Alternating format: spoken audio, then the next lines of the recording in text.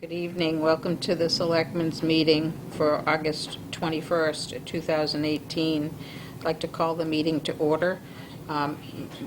Mr. Miller is joining us remotely. Could I get a roll call, please? Cindy King is present. Wayne Miller present remotely. And Sue Licio is present. Could everyone join us in the Pledge of Allegiance, please? I pledge allegiance to the flag of the United States of America and to the republic for which it stands, one nation, under God, indivisible, with liberty and justice for all.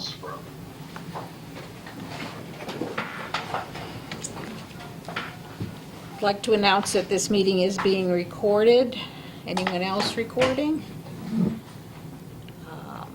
Chairman's additions or deletions. I have a deletion of 2.2 as the flag committee was not able to make it tonight. We can reschedule that. The other thing is Unitil was able to come to visit, and it is listed on the agenda as 6.1.6. I'm sorry. It's on there somewhere. Oh, 619, under the town administrator updates and reports. If the board doesn't mind, could we move that to 2.3? Make that 2.3 instead? That's fine. Okay, Cindy? Okay with me.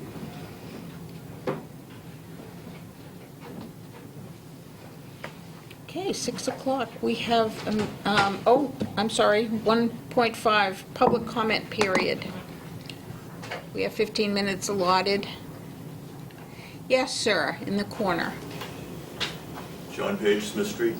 I believe at the last meeting I brought up the fact that there were a number of pending litigations, which I understand by looking at the agenda tonight that the town has now been served. So I'd once again ask if it could be inquired as to those documents be made available on the town website, since they are public documents and certainly do affect the town in terms of legal fees and so forth, and it would be nice for the people to see what's going on. Mr. Carther, is that something that you check with town council on to see if that is something that I'd be happy we to. can or should do? Yep. Thank Happy you. to. Anyone else?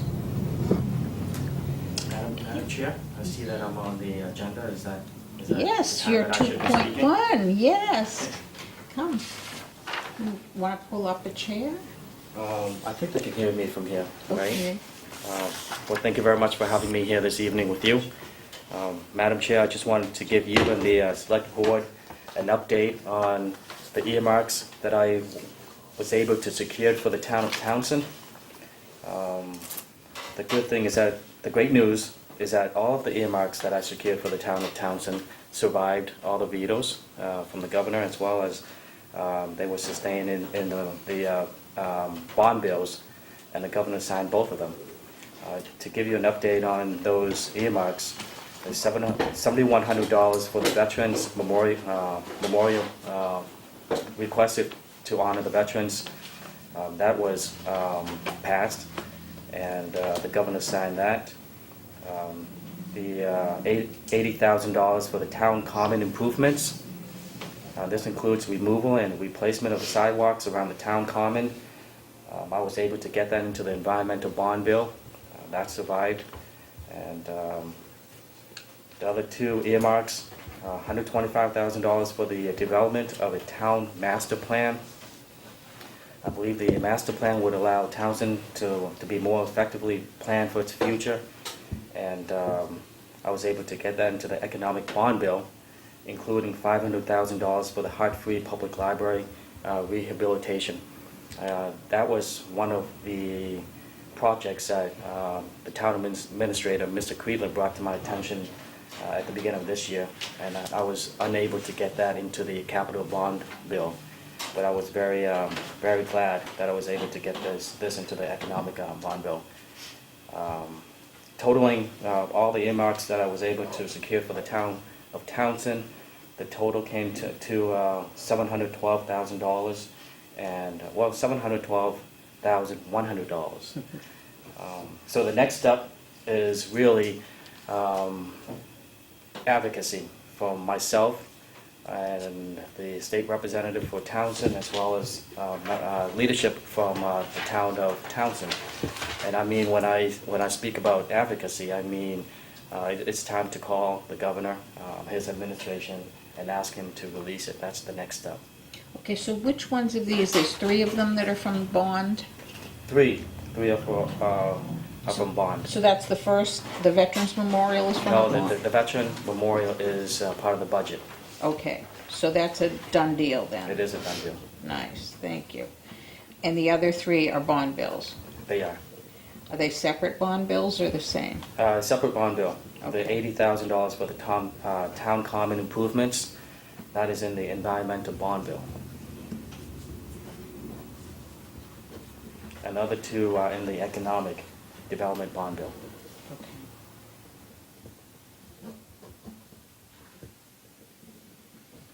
What prevents the governor from releasing them?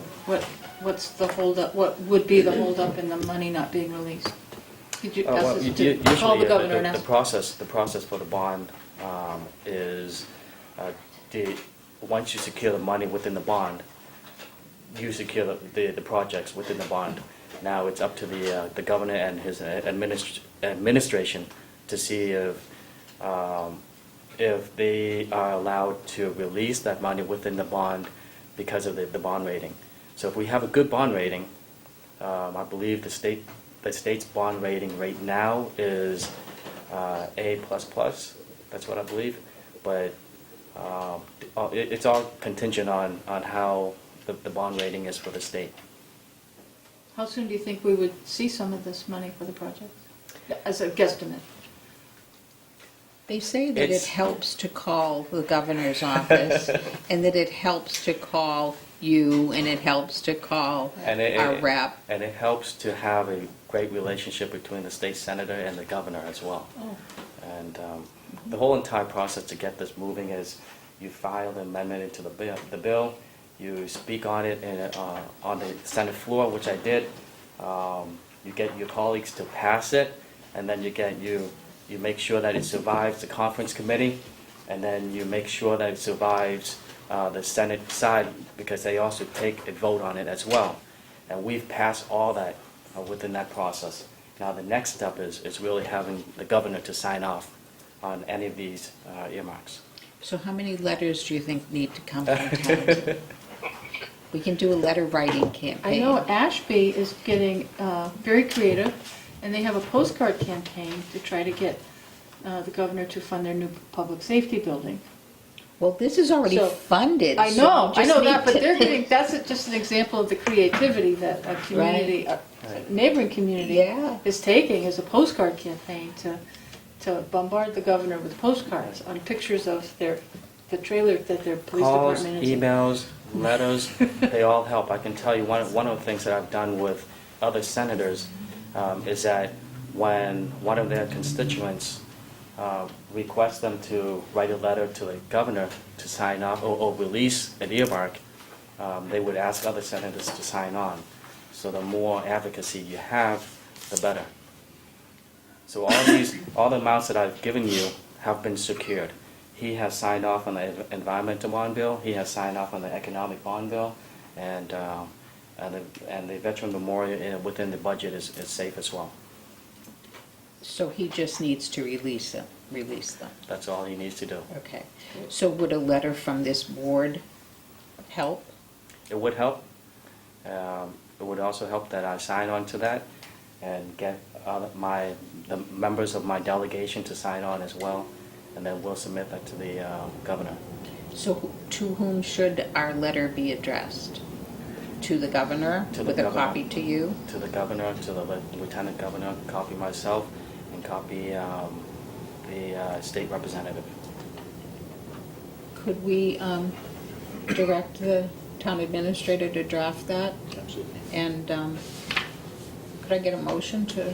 A motion that the town administrator drafts a letter addressed to Governor Baker to release the funds for the bonds bond money that Senator Tran has secured for us.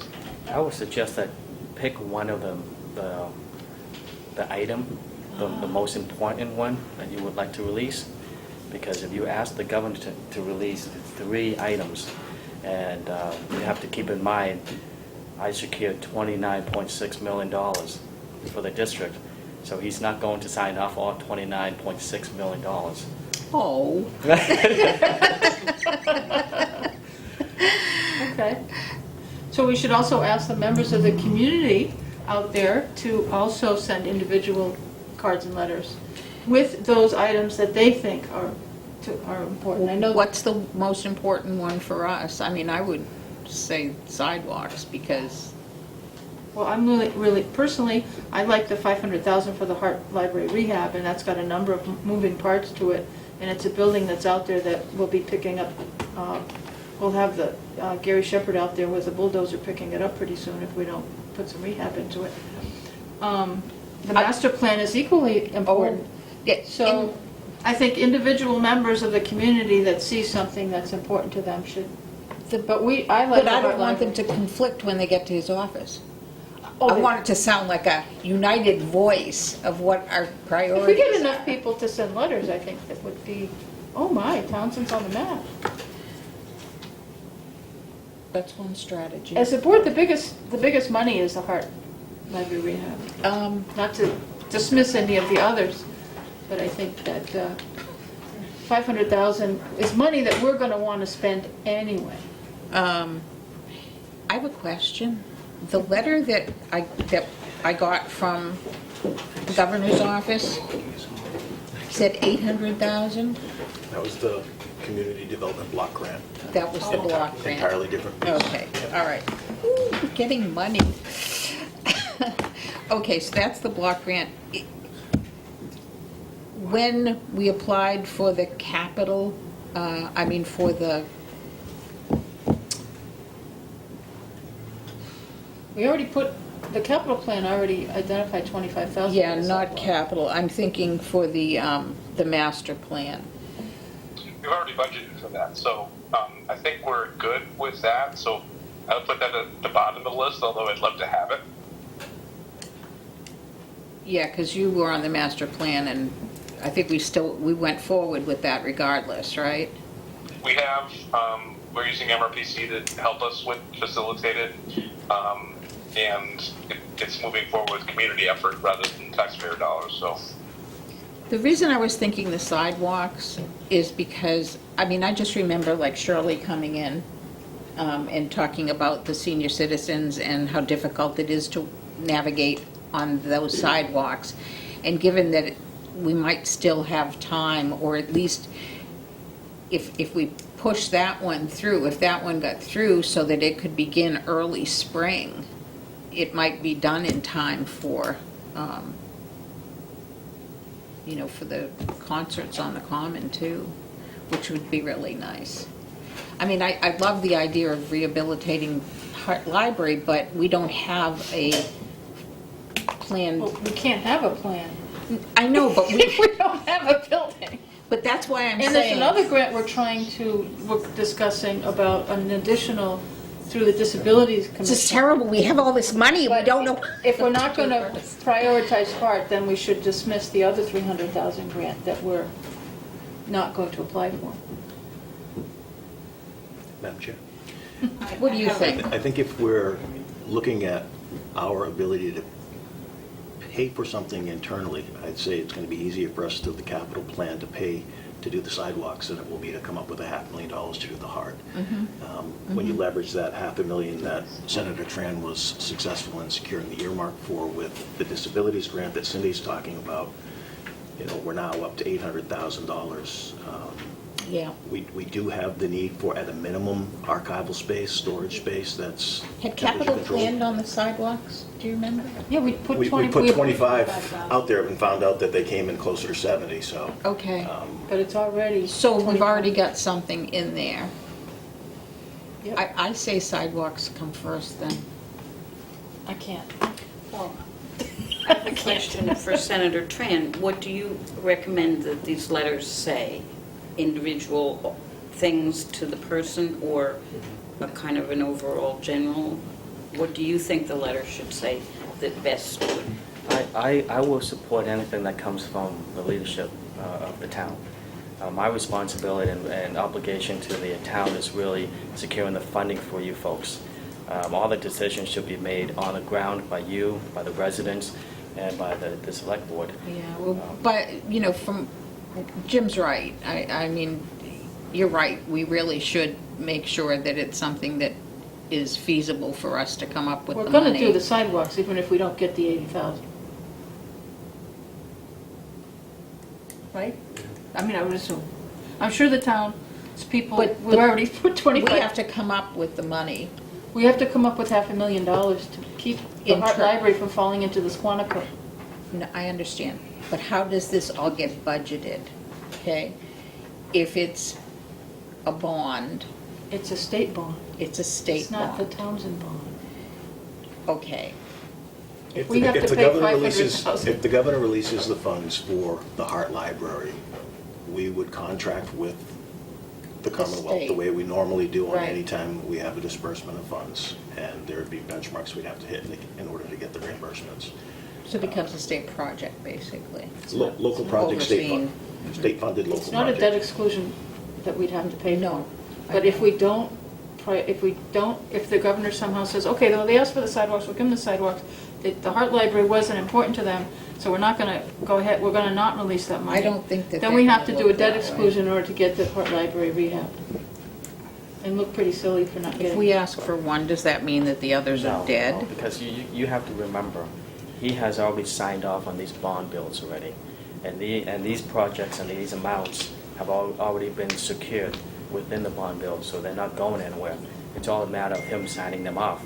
Now, here's something to keep in mind, is that if there's a project that you have an immediate need, and it's only $80,000, if someone is going to sign off something in the near future, it's easier to sign off $80,000 than to sign off $500,000. And I would also recommend for the Hart Public Library that you would get in touch with the Library Commission, the state's Library Commission. It's no longer a It's library. not a library, we still call it that, though. Okay. We have a new But- library that we built. This is an empty building that's Was the library. it's the Yeah. old Hart Library. We call it, it's not. The use for this It's not old. going to be a library Oh, either. okay. The use for this old building has not been determined yet, the future use, okay? Is it- Because it's just not inhabitable, Yeah, we probably have, we still have hazardous, like there's a number there, I mean, getting 500,000 to rehab the building would be, there's a lot of stage things that need Right. ADA Economic compliance, development. it needs new do we do the windows? We're still doing. All right, the can windows. There's all we, kinds of things, can we but- just do a vote so we can send a letter? Wayne, do you have a preference? I am with Sue on this because I think like Mr. Tran said, Senator Tran, sorry, the sidewalk's an easy thing to sign off on. Not having a complete plan as to what we want to do with the library or former library now, I'd have a hard time supporting until, I'd like to see a committee formed on a plan to what we're going to do with that and put something together. And like as Cindy just said, we don't know the hazardous materials in that facility or what we're looking at as far as, 800,000 might be great, but as with the former school, 800,000 turned into a big number very quickly. So I'd rather go for the low-hanging fruit first. If the 80's easy to get, and we can have new sidewalks in the common for next summer, that's my feeling too. So I'm just looking for, will you sign it? I'm gonna vote no, but I'll sign it. I mean, just because it's a vote. I mean, I've never Wayne, seen can- such Wayne, financial can- mistake in my life. Wayne, Well, I mean, can, it's a 1 and 1A. I mean, I Well- don't want to diminish either one of them, but if you're Wayne, asking me for can- one and over the other, can we that's- just get this as a motion, please, to make it official? Wayne? I move that we sign a letter to the Governor Baker stating that our first choice for the bond being released is for the town common sidewalk replacement. I'll second that. Ready to vote? All those in favor? No. Aye. Aye. So we'll get a letter out, and anyone else in town that would like to send a letter to the governor and the lieutenant governor and copy Senator Tran, that would be wonderful too. And if we're all asking for the same thing, maybe we'll get it. Madam Chair, I would also add, before we initiate any kind of letter campaign, we should also make sure that we have a plan in place. For example, I just signed on to a letter to release a bond bill for one of my colleagues to the west of us, and that amount was secured 2 years ago, and it took 2 years for the petitioner to put a plan together before the petitioner would ask us to ask the governor to release it. So when we ask for an amount to be released, just make sure that we have a plan in place to execute. I think that's one of the good things about the sidewalk. We've been talking about it for a while. I think that they are poised to move on that. Okay, we were hoping it was going to be a lot less money, but I think we're in a good spot for that. Good, excellent. Okay, so it's like if we get the money, we can move. Excellent. Thank you so much. Thank you. I'm really Senator, glad that you came. Before the Senator, Madam Chair, I've been doing this a long time, and Senator Tran's only been with us now, how long? 7 months. 7 months, 700 and, how many thousands? No, I had it added up, $712,100. That's in excess of 100,000 a month that he's received earmarks.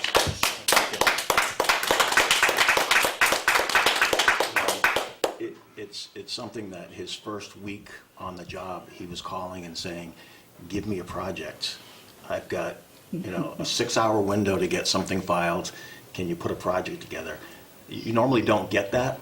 You normally don't get that type of outreach, asking for you to ask for things. So I just, given the opportunity when everybody's watching, just wanted to thank Senator Tran for that, because it's paying dividends for us. Well, thank you, Mr. Quila. One thing that I would recommend the town is that make sure you have a list of projects put together, because 12 years on the city council in Fitchburg, I'm very fiscal conservative.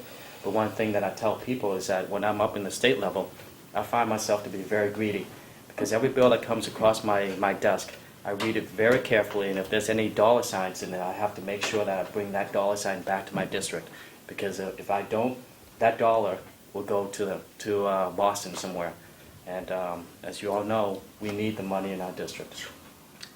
That is true. Well, thank you very much for your time. Very much appreciated. Thank you. Thank you.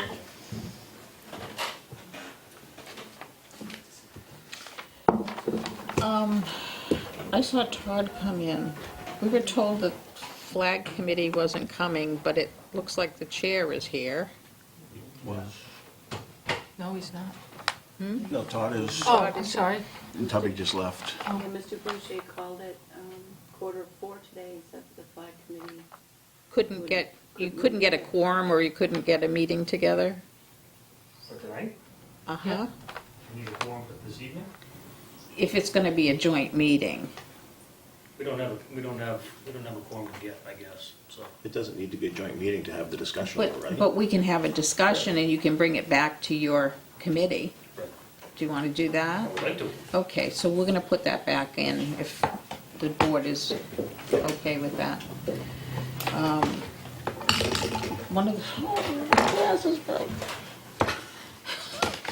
I'm going to need Carolyn to read.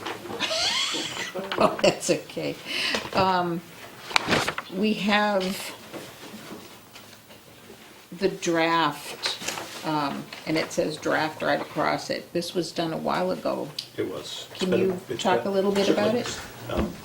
Madam Chair, this was originally done in concert with members of the Flag Committee, a number of whom are no longer members of the Flag Committee, back last year. It's been edited to become more of a policy whereas before it was kind of an internal action plan.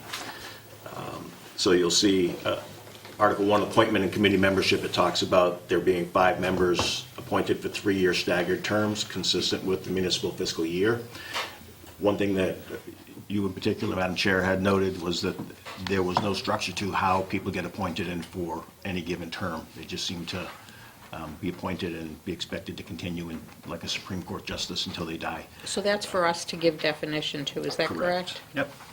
And then a mission statement identifying what the goal of the committee is, following up with a more detailed purpose, and then general provisions, just flag etiquette, issues with weather, which holidays in specific would be the targets for the placement of flags, and the time frame around each holiday that the flags would be placed and then removed. The etiquette for disposal of flags that are no longer in condition to be displayed, purchasing flags, materials and equipment, and it lists in some detail the type of fixtures to be used on the poles, the types of flags by dimension, and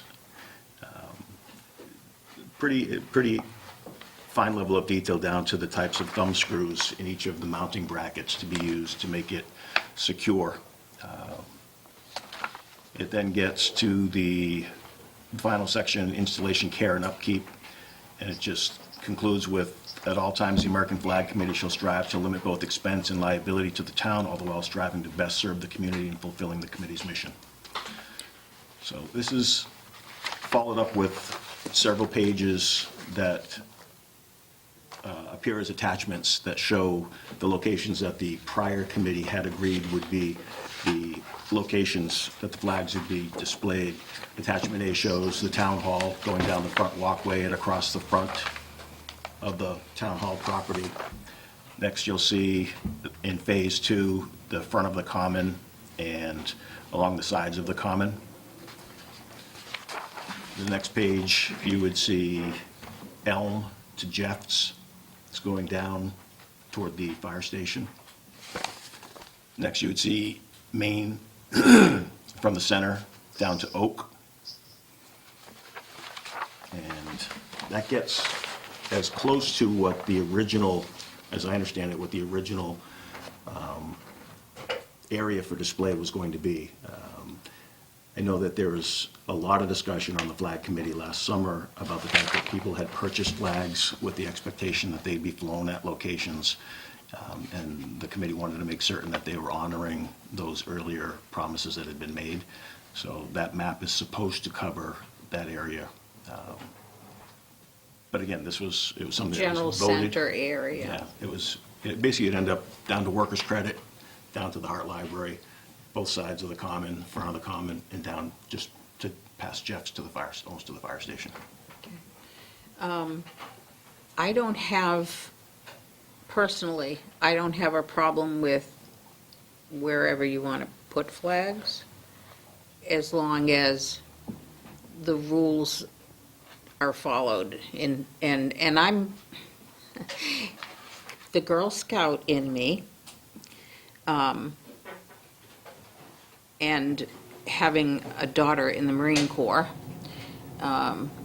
flag is real important to us, and etiquette for the flag in terms of lighting it in the evening, in terms of the condition of the flags, they're to be respected. And I care personally a lot about that, as I know you guys do too. The membership and the adherence to making sure that the town is not put in any kind of danger of liability is important.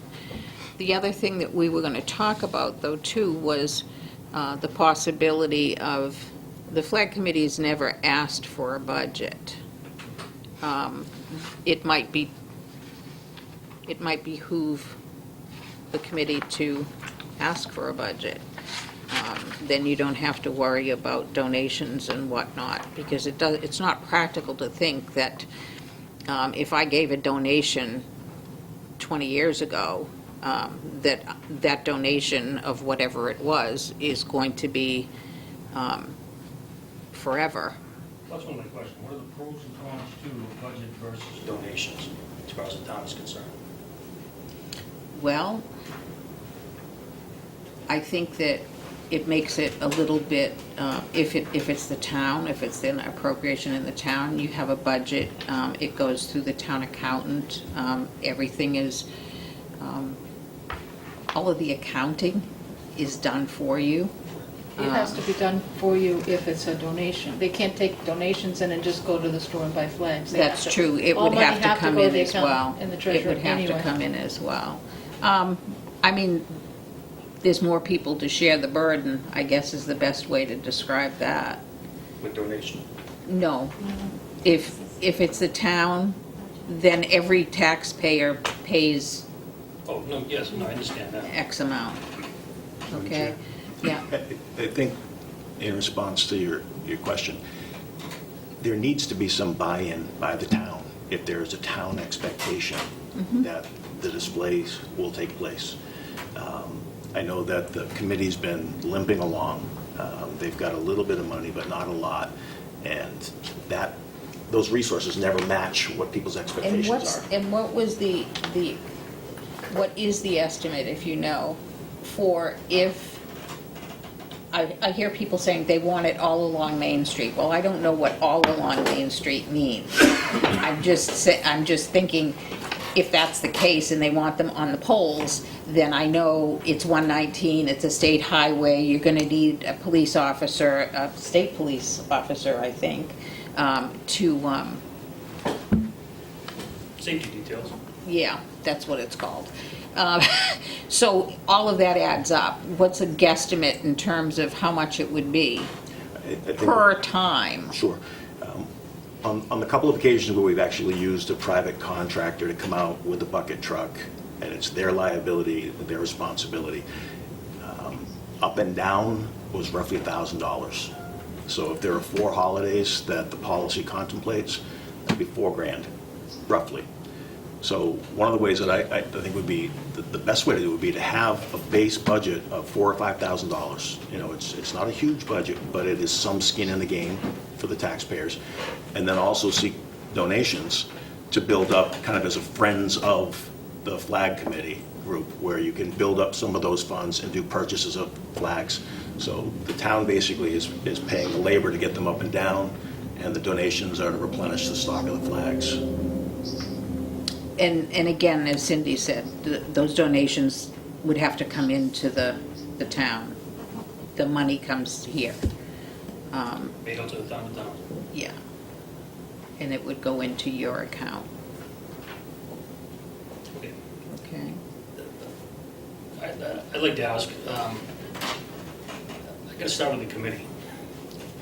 I think I have 7, I think I have 5 on the committee. It's very vague. So how do I start, where do I start? Where I know I have a quorum, where I know I have a legal meeting.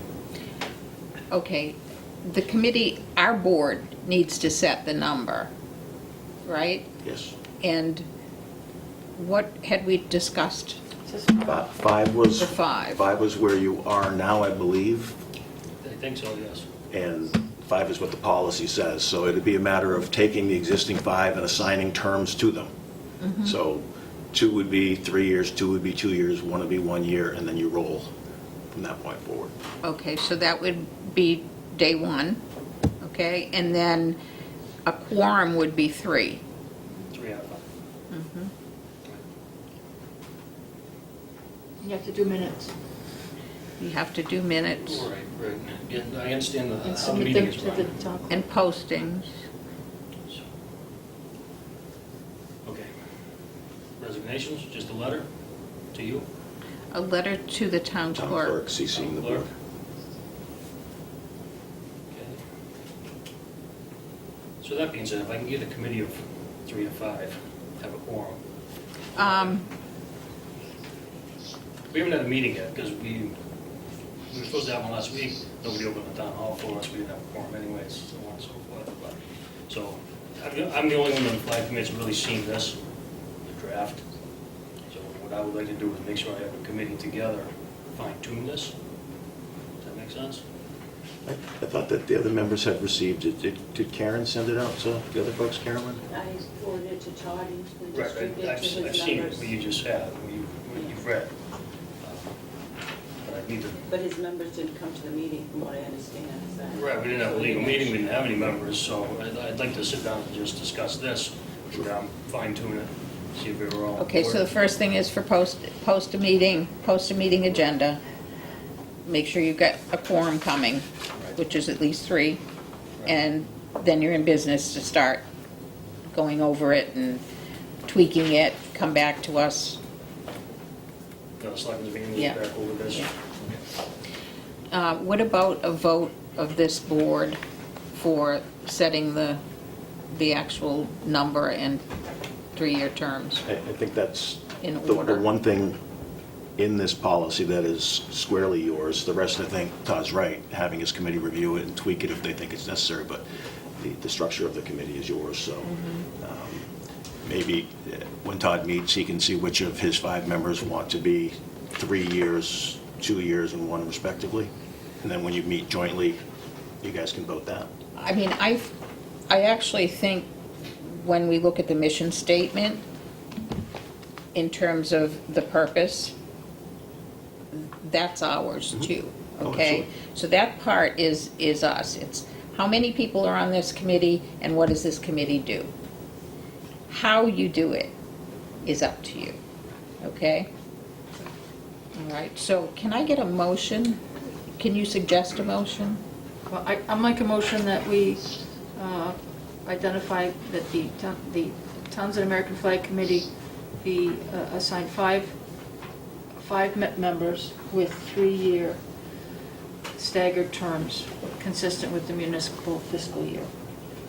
And to adopt, And to adopt the mission statement as stated in this draft policy. The goal of the Townsend American Flag Committee for the display of flags is to ensure proper flag etiquette in the town center while promoting patriotism in the community. The display of flags shall support the objectives of the town and present the town in a positive professional manner. okay? Second. Been moved and seconded. Any other discussion? If not, all those in favor? Aye. Aye. Aye. Unanimous. Okay, we'll wait to hear back from you. Get some direction. Karen, you got a question? Todd, just so, Tubby had said that you couldn't get into the building. If you would just let Mark or myself know if you're gonna meet prior to 6, because they're on automatic, so it has to be programmed. Because they're automatically open at 6, but nobody knows you're gonna have a meeting at 5, they won't open at 5. Well, can the chair get a key fob? He definitely will. But he still has to have it open for a meeting purpose, so if he's meeting at 5, the door still needs to be open, because it's a public meeting. Oh, I got you. We're not quorum anyways.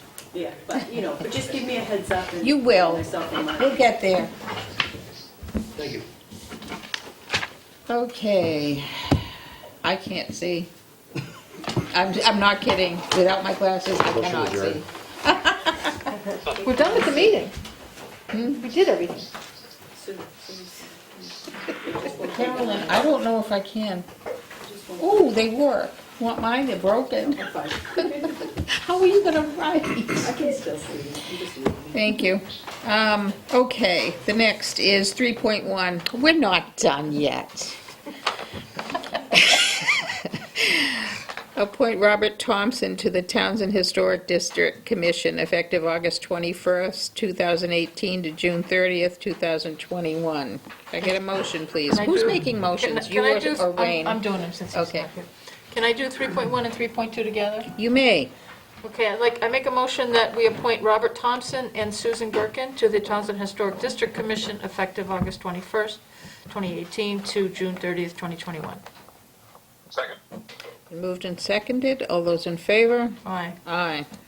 Aye. Keep going. 3-3. Yes, could I get a motion? Make a motion to appoint Michelle Grenier as Land Use Coordinator effective August 21st, 2018, contingent upon the passing of a Korea medical exam with a 1-year probationary period. Second. Moved and seconded. Discussion? If not, all those in favor? Aye. I do have a question. Oh, you do. I'm sorry. Go ahead. Did the meeting take place on Monday with the various boards with the candidate? It did. Last evening, Ms. Grenier was in the building, and when she and I communicated this morning, she had spoken with members of the Planning Board and Conservation Commission. So yes, people were given notice that the opportunity existed, and some folks did avail themselves to it. Was there feedback? I've received no feedback. Okay. So is it treated as an interview or just a meet and greet? Or I guess I'm just trying to understand the process. Well, given that there was only one candidate, it was treated more as a meet and greet. The way the invitation went out to folks was to come to either meet and greet or ask any questions you may have. So it was a bit of both, but it wasn't an interview in that there really was only one candidate remaining in the pool. You all set? Wayne, Lori Schifrin has her hand up. I'm going to ask her to speak because I think she went and met her. I did. Would you like to say something? Yeah, I came here, I guess at the end of the time, because I thought it was 6 to 8, and I was here almost at 7, and I guess it was 6 to 7, for this meet and greet. And I had an opportunity to read her application before, because it was sent to the planning board members. But I came to see her as a member of the Housing Authority, and questions about that. And I do know that another staff of the town and another person of planning was there. I know about anybody from conservation that was there. However, that person had knowledge. And my questions to her, I found her very knowledgeable. I found her to be someone who has a background in various forms of land use. She was an assistant planner. And she also did the housing production plan for when she was an assistant planner, that their housing was part of their planning commission in the town that she was in. So I actually felt very comfortable with her, and I think that she'll be an asset for the town. Good. Thank you for that input. Any other questions, Wayne? No, I appreciate the feedback, Laura. Thank you. That's what I wanted to hear. So can we vote on that then? All those in favor? Aye. Aye. Aye. Unanimous. I'm going to go back. I'm terribly sorry because I didn't have my glasses on. I skipped 2.3. Unitil. Oh. Well, I don't feel badly now because you guys I missed it. missed it too. Carol is the one that caught it. Hi, Hello. how are you? Haven't seen you in a long time. It's been a while. Yes. I'm John DiNapoli, the Municipal and Community Service Manager for Unitil.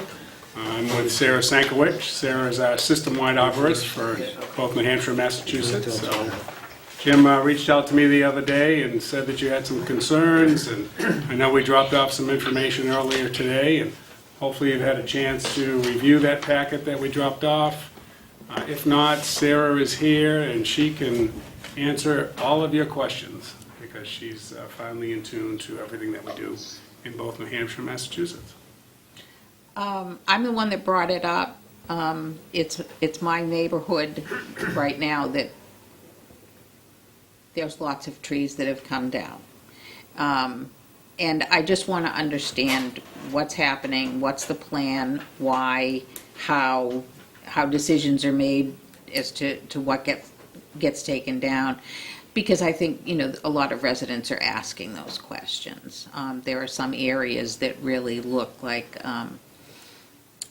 a tornado or something like that came through and just took down a whole line of trees. So we kind of like our rural look, but I understand the concern, and certainly, there were people, I was one of them, 3 weeks without electricity at the that big ice storm, which I hope never happens again. I hope it was a fluke. But anyway, if you could just explain what you're doing and what the rules are. Certainly, yeah. I'm glad to be here and answer any questions. So the Storm Resiliency Program is a program of the Vegetation Management Department, and it works hand in hand with our regular vegetation management program. But it has a separate objective, and that is to make the electric lines more resilient in major storm events like the ice storm. So the creation of this program came about because of municipality and other customer concern about losing power. So we've had an increasing number of damaging storms and severity of those storms since the ice storm. Continuing through 2011, 2012, we had a number of major events, some hurricanes in there, where people were concerned about losing power. And most people have a big reliance on power these days. Some people work at home, and there are a lot of people that rely on it for medical needs and other necessities.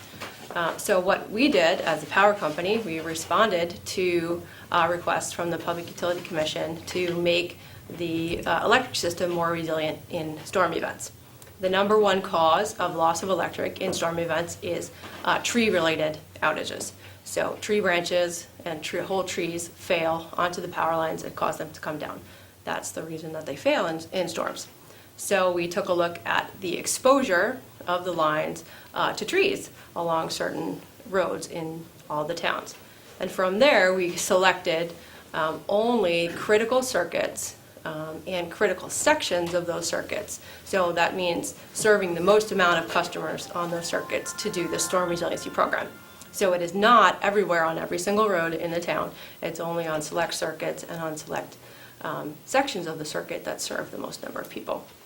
And the criteria? The criteria for that is basically how long the sections are and how many people are served, and then the tree density along those areas, so the exposure and how much, tree area we have. So if you're going through an area with no trees, it would not fall into the category of needing, tree work. And so there is a sort of a rundown in there. So the two sections that were chosen to be worked this year, they come out of the substation, and one of them runs down Main and goes to South Road and South Harbor, down that way. And that circuit serves over 1,400 customers. So if a tree were to fail on any portion of that line before there's a protective device, all customers served on that line, no matter where they are from the substation out, would lose power.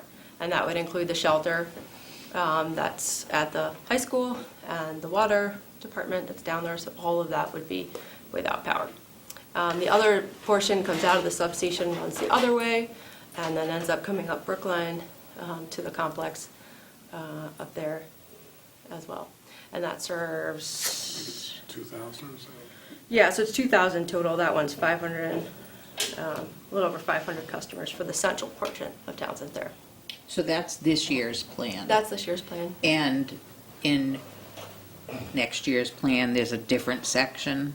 Well, we work in all of the towns that we serve in Massachusetts. So this year we're working the two circuits in Townsend.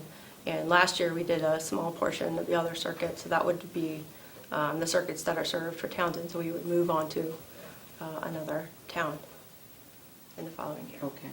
Assuming we're able to finish all the work here. So it's density.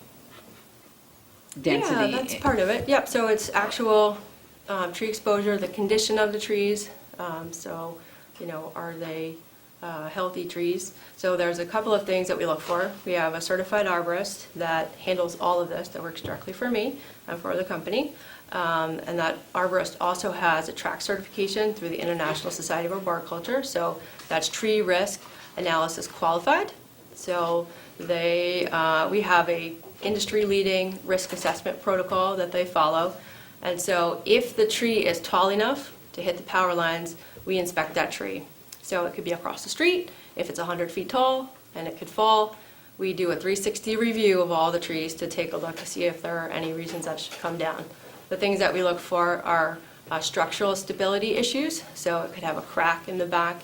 It could have codominant branching, where when it was formed with included bark, which makes a weak union, and it could fail. We look for biologically functioning, so that would be the green, tree, the dense canopy, things like that. So, a tree may be green and look like it's fine, but there could be a big cavity in the back or some other disease that are present. So our arborists look at all of that. In addition to just looking at the structural stability, we also take a look at what we're leaving behind. So if we have to remove a tree and it makes a new hole in the canopy, that exposes the other trees around it to a new wind, so we don't want to leave something that's going to then fall, and do some more damage behind it. So if we were looking at South Row, for example. Yeah. Okay, there's a significant section on the right as you're coming from the harbor, where all of the trees came down. Help me understand why all of those trees needed to come down.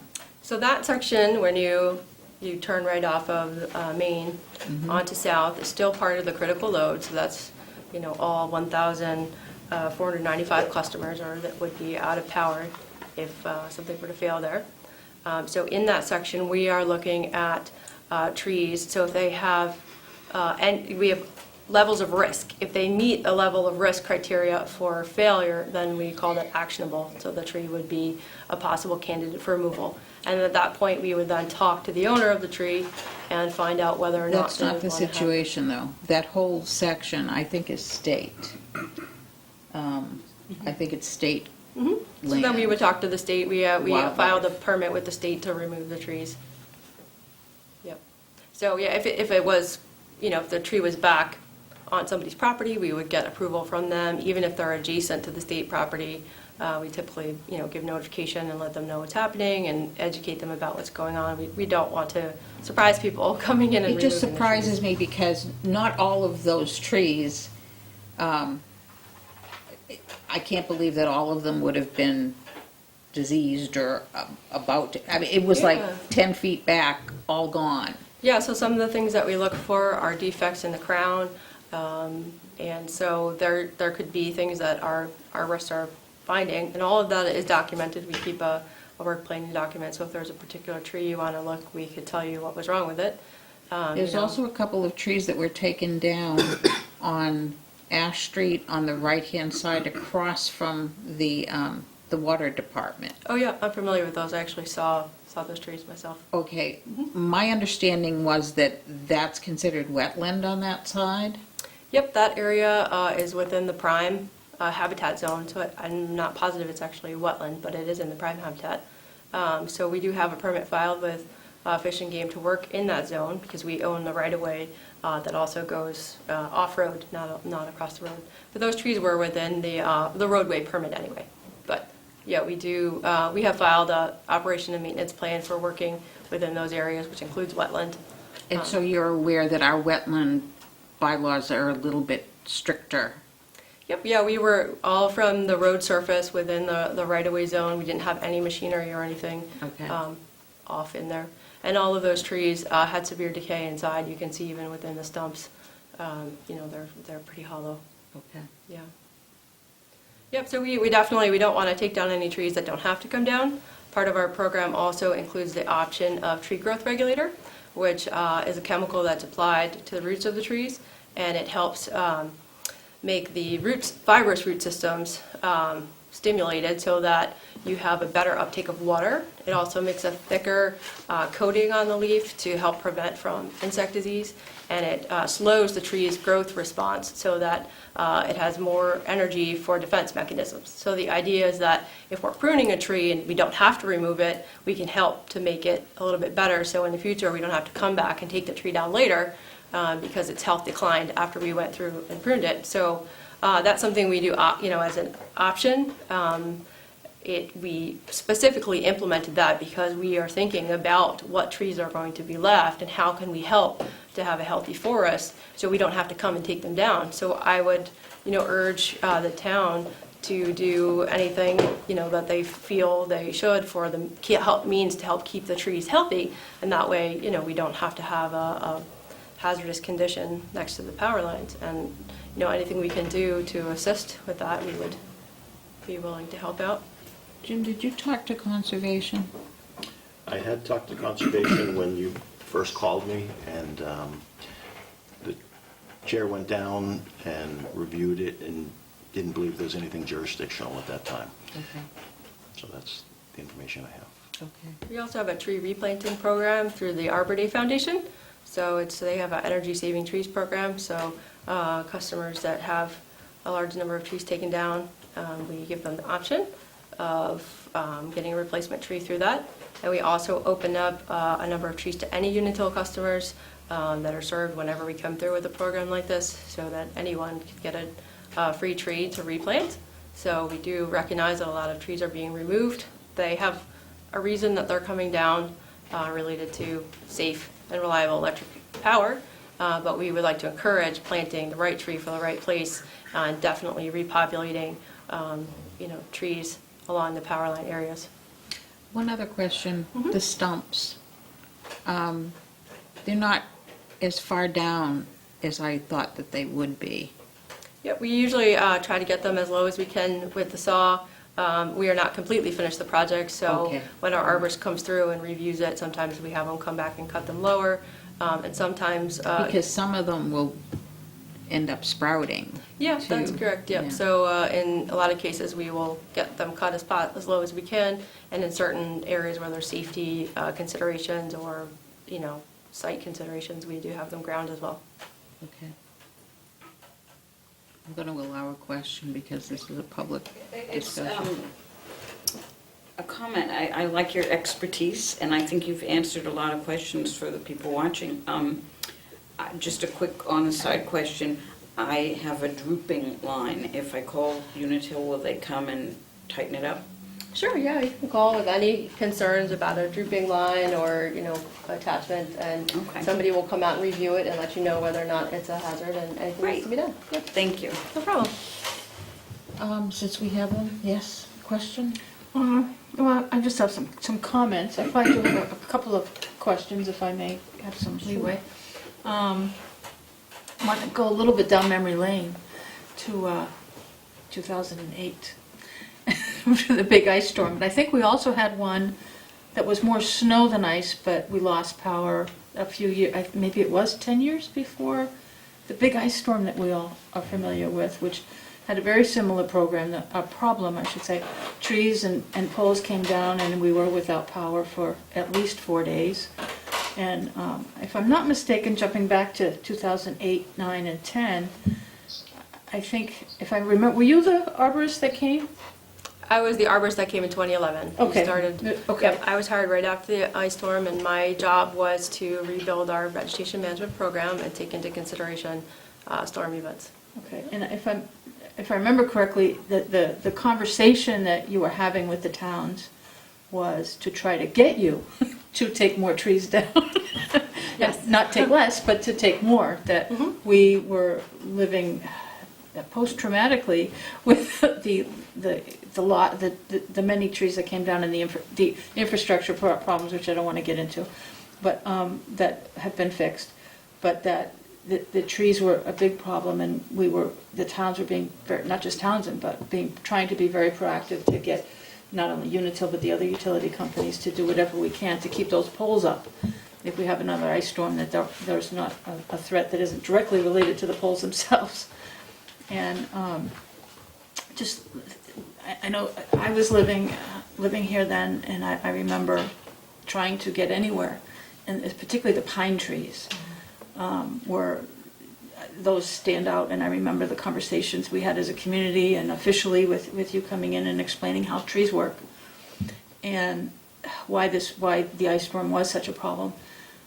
But I know that since then, driving down the street, whenever I see trees mixed in with the lines, I'm like, there's a threat there to my electricity at some point. I'm very aware of every branch that I could probably, by memory, some of the lines around different places that I drive around, not just in Townsend. But I know last year you did Main Street, And I was very impressed with I know some people don't want to lose their trees sometimes, but yet I was impressed with the selection of the trees and the way that whoever went out and did the questioning of residents and businesses and explaining and marking the trees and all the tape, and I think that was done pretty well. And sometimes I said, gee, I wish more trees had come down. And after our last meeting, I went out, did a little field trip because there was some feedback that, oh my gosh, they took too many trees down.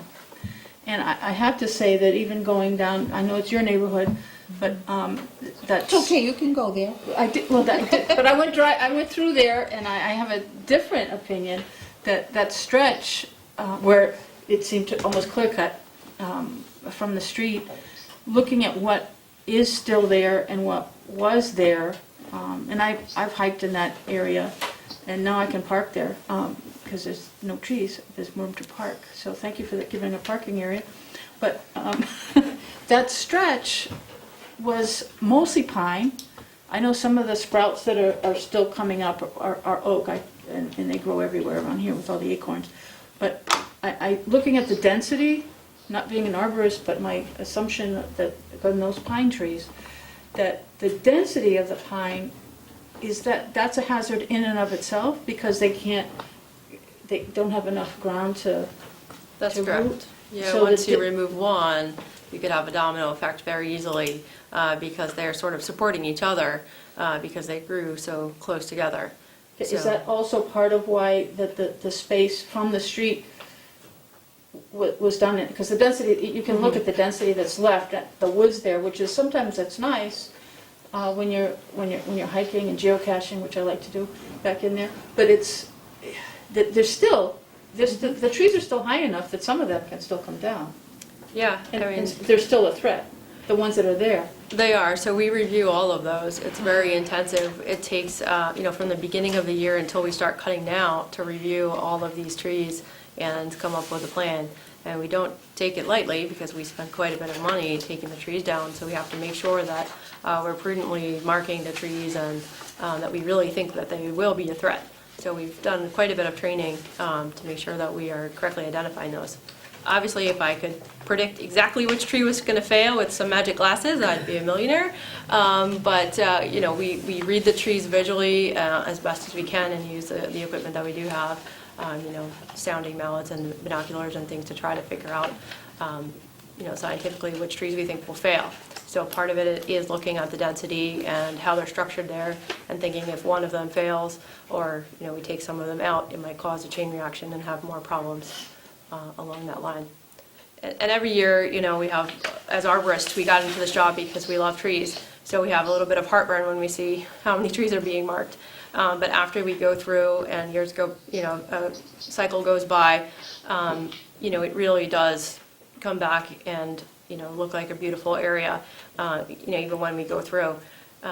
It's amazing how quickly nature comes in and you just get so used to how it looks, you don't realize that maybe years ago it was clear. We've had some people say, oh, I can see the rock wall now and things like that. We couldn't see it before, I forgot. We used to be able to see it.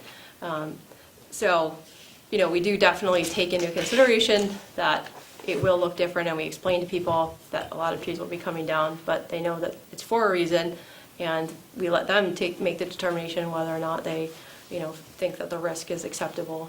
And we And I've explain. seen a few trees that still have marks on them, but I thought you guys were almost done there, but they still have the little markers on them. Yeah, we're not completely finished. So the pink markings are trees that are coming down, and depending on what happens with the wood, the customers are able to keep their own wood. If they don't want it, we do take it away free of charge, even though it's their property. And so some of them have markings on them to come back with the tree growth regulator. Some of them have markings for pruning. Some of them may need special equipment like a crane. So it is planned out, and it will be finished by the end of the year. Okay. Yep. I'd like to commend the work that you've done, and thank you so much for all the work the trees that you are taking down to try to do your best to keep us with electricity. I know nationally and locally we've had a lot of different severe weather that's unique and presumably getting worse. So I just want to say that I'm very pleased with the the focus that you're putting on and the work that you're doing, and thank you, and the communication that you're providing and coming and talking to us about it. And there are some people that, we have some trees that you haven't marked, and we'd really, some of those, if we could find a way to get you to come to our houses and take those trees down too, that would be kind of fun. But anyway, I know you can't. I know, if only I could mark a few at my house too. I know, I got a couple of. And if you have any questions, Jim, I'm locally here in Fitchburg, and Sarah's down there a couple of times a week, so. I think he's got you Just on let us speed know. dial, actually. Sometimes. And my arborist Dave could certainly answer any questions about specific trees if Okay. anyone would like to know why trees are marked. Appreciate you coming. Thank you. Wayne, did you have any questions? My only comment would be that, you obviously have a plan in place. I'd like to have that on file with the town administrator, so if questions like this come up in the future, we can do it. I mean, we do it with the roads and anytime we're digging in any town property, so I'd just like to see that. Sure, yeah. We file it with, And going forward, thinking about that too, going forward, it might be good to give us a little heads up. Remember, we're gonna be coming in and this is where we're gonna be working, look for us, and then we can get the word out too. So that it's not as reactive, it's a little bit more proactive. yeah. That might work. We have an annual management plan, vegetation management plan that we submit every year. Right, but I'm talking about, for all the folks who are living out there watching. Sure. It would give us an opportunity to say, all right, so it's April and they're gonna be starting doing this, or it's, Sort of like July. identifying the streets. yeah, As or they the come the along. general area, just the Yeah, general we've area. been work planning for a while, Yeah, but giving a heads up that we're gonna start cutting kind of just a thing. a little extra communication, sure. that'd be great. I don't have a question, but I just have a statement. I just want to thank Unitil for, as one of the departments in town, the water department, for the great bunch of guys. They do a good work, and there was a few trees that they didn't designate to cut down that I asked them that, some of them, they were close to the service line going in, so they were great to work with, and they took those down, so thank you. Thank you. Okay. Thank you very much. Thank you. Enjoy the rest of your night. Nice seeing you. Glasses. We're at 4.1. Review approved job description classification for water department office assistant. Jim? We have Chairman of the Board of Water Commissioners here and the Superintendent. This is a carryover item from your last meeting. Since that last meeting, Paul revised the job description, presented it. He and I discussed it, put it through the grading comp and class plan. You've each received a copy of that. Paul got a copy of that, and the notice back on how it graded out. And I believe they're here this evening to seek your consideration to declare the position vacant so they can move forward with posting. Is that what you're here for? Yes, Okay. and I also, for some reason, I was having issues with your email, kept bouncing back. But I had submitted a workload and financial justification for the position. So here's a copy of it if you want it. That'd be great. You can give it to Jim, he can copy it and send it to the rest of us. Thank you. Appreciate it. We all got it. I did not. That's why you said that you're, Oh, no okay. problems with the. And I don't understand, because I got an email from you late today, and that came through fine, but, okay. Comcast is having little burps, I guess, huh? So we would like to reiterate our request for declaring a vacancy for the part-time office assistant at the water department based on the revised job scope and title and justification.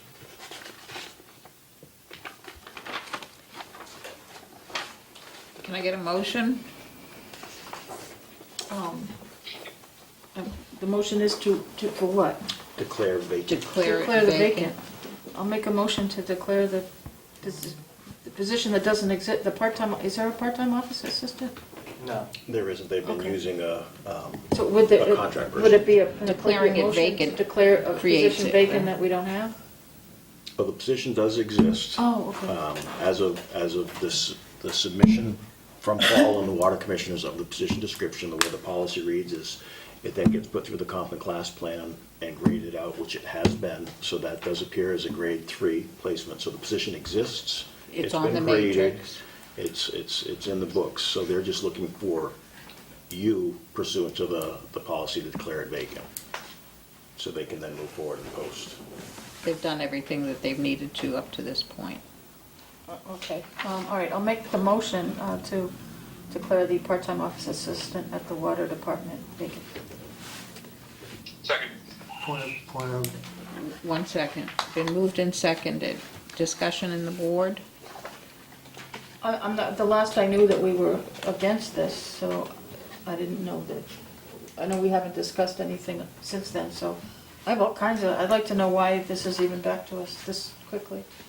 I'm not sure what's going on. Well, from my perspective, it was not that I was against it, it was that I didn't have all of the information that I thought it required. I thought we voted no. I voted no at the time. Oh. No, I'm with Sue.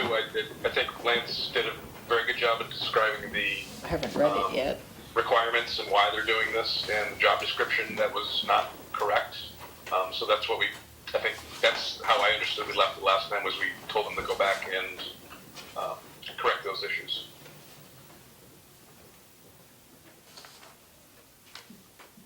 I'm sorry, I'm just trying to glance through this.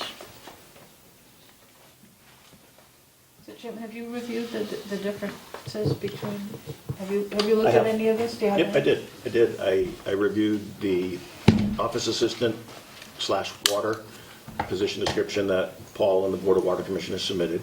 I reviewed it against the, it mirrored relatively closely the earlier billing clerk position description. There are some minor modifications to it, but they grade out exactly the same. Whereas the billing clerk was a grade 3, this is also a grade 3. So I've reviewed everything that's been submitted, and the policy calls for certain steps to be taken. They've taken the ones they're required to, I've taken the ones I'm required to, and now it sits before you. Any other questions? I guess not.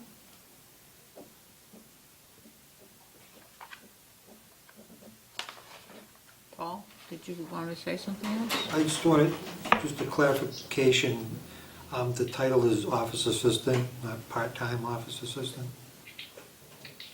Oh, not part-time, just office assistant. No. Wait a minute, everything here says part-time. Mhm. Workload and financial justification for part-time office assistant. Right? It is an office assistant job description. They are looking to hire a Part-time. part-time person to fulfill these duties. Okay. But that's not part of the title. The title is Oh, office okay. assistant. They're And just how going many to- hours is this gonna be? Start off with 19 hours thereabout. Start off with, or, It's 19 Right, hours. 9 Oh, times. okay. 19 hours a week. okay. Okay. Okay, time for a vote. All those in favor? Aye. Aye. Aye. Unanimous. Thank you for Thank you that, very much. Lance.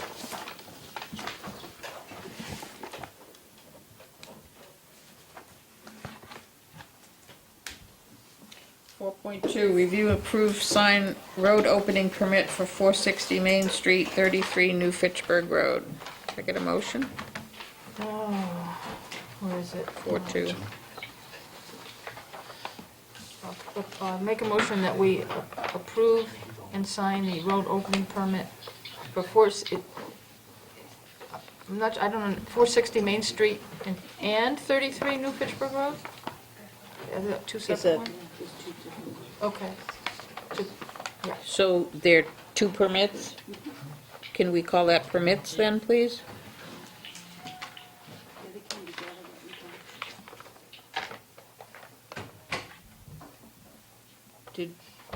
That was a motion? Yes, I made a motion that we review, Okay. we approve and sign the road opening permits for 460 Main Street and 33 New Fitchburg Road. Okay, Okay, sorry. sorry, that was a question still. Second? Okay, been moved and seconded. Any questions?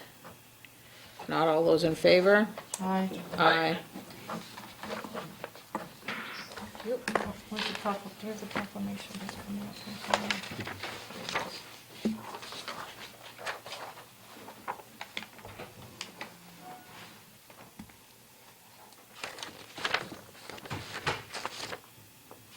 Oh, wait a minute, this is the wrong one. Oh, no. Do we have a, is there another one? Oh, okay. Just want to make sure I have it, just get them both up there. something? Because since we don't, what does that mean? What? What you just What's the did? sign? The road opening permit? It's when the Are there gas, two when the new gas, roads? no, when the No. gas company needs to open our roadways to do a service connection, they have to get permission from the select board to do Oh, so. okay. So it's a road opening They're permit. opening, oh, I know know what what you you mean. mean. Sign. Opening into the road, no, no, For no, a no. sign. No, they're, A sign was they're, going up. they're going to make an opening in the asphalt. Oh, okay. Maybe you should have said that. Well, it's a road. Unitil openings way in. No, It sounds it like sounded like a putting up signs for celebration. opening I up the know, road. no, no, no. I Sorry. think we do like 10 a year, right? So did you find it? 4-3? Oh, yeah, where am I? Okay. 4-3, review Okay. and sign 100th birthday proclamation for Catherine Warner Proctor Boys Wilson. Okay, Wayne's coming to the next meeting, right? I have I this, don't know, I'm kind of liking this. no. I'm gonna go to Puerto Rico next time. Anyway, all right, so the first proclamation that I'm gonna read, whereas Catherine Warner Proctor Boys Wilson was born on September 18th, 1918, and whereas Catherine Warner Proctor Boys Wilson has been a resident of Townsend for, well, it says for 100 years, but not until September 18th. We don't want to push it. Living most of those years in Townsend Harbor, having seen the 200th, 225th, 250th, and 275th Townsend anniversaries.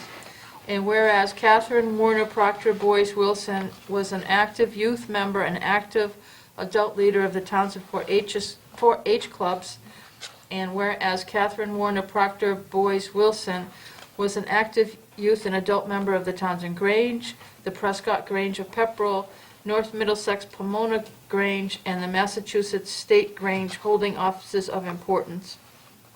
And whereas Catherine Warner Proctor Boys Wilson was a special education teacher at Spalding Memorial School and other area schools.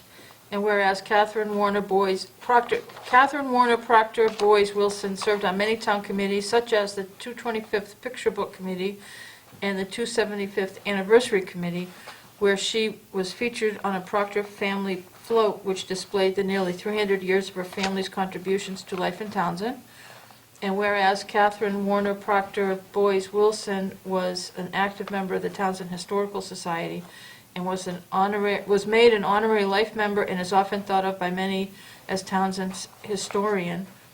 And whereas Catherine Warner Proctor Boys Wilson assisted the author and Townsend's town clerk in the creation of the book titled Townsend's Vital Statistics. And whereas Catherine Warner Proctor Boys Wilson spent most of her retirement years traveling with family and researching her family's genealogy as well as the history of many families throughout the surrounding area. And whereas Catherine Warner Proctor Boys Wilson was a member and twice regent of the Prudence Wright chapter of DAR, Daughters of the American Revolution, when she submitted her genealogy work of the Wilson family, which was gratefully accepted by the Washington, D.C. headquarters Library and Museum. And whereas Catherine Warner Proctor Boys Wilson will celebrate her 100th birthday today and is indeed an inspiration to her family and friends. Now therefore we, the Townsend Board of Selectmen, in honor of her 100th birthday, do hereby proclaim Tuesday, September 18th, 2018, as Catherine Warner Proctor Boys Wilson Day. Dated this 21st day of August in the year 2018. Nice. Congratulations to Catherine. Happy birthday. Happy birthday. Need a second. Oh, second, did somebody has to second. Wayne? Wayne, you want to second that? I'm sorry, I was on mute. Second. All those in favor? Aye. Aye. Aye. Thank you. Okay, one more motion to sign a proclamation regarding an Eagle Scout. Whereas the Boy Scouts of America offers an environment and association with which fosters good citizenship, honesty, integrity, and diligence in our younger people. And whereas the practical aspects of scouting provides training for our youth in survival, independence, and a sense of loyalty to our country. And whereas Justin Francis Biondi, is that pronounced right? Joined Boy Scout Troop 81 of Townsend, Massachusetts, has completed requirements for, and having been examined by an Eagle Scout Board of Review, was found worthy of the rank of Eagle Scout. And whereas Justin Francis Biondi has his Eagle Scout project designed and built a loft for TEO, Townsend Ecumenical Outreach, the building used to store and distribute food, paper products, and clothing to local families in need. And whereas Justin Francis Biondi is a senior of North Middlesex Regional High School, and whereas the approach to an attainment of the Eagle rank is lengthy, detailed, and difficult, and requires intelligence, tenacity, determination, and a highly motivated desire to succeed. And now, therefore, we, Sulicio, Cindy King, and Wayne Miller, selectmen of the town of Townsend, Middlesex County, and the Commonwealth of Massachusetts, do hereby proclaim Saturday, September 8th, 2018, as Justin Francis Biondi Day in the town of Townsend, and urge all citizens of Townsend, together with their family and friends, to join us in honoring the Boy Scouts of America and in saluting Justin Francis Biondi for his achievement. Do I have a second? And all those in favor of this Aye. proclamation, congratulations to Justin. Aye. Unanimous. Thank you, Cindy. Yeah, you're welcome. Got you next time. Yep. Oh, okay. Give us a second.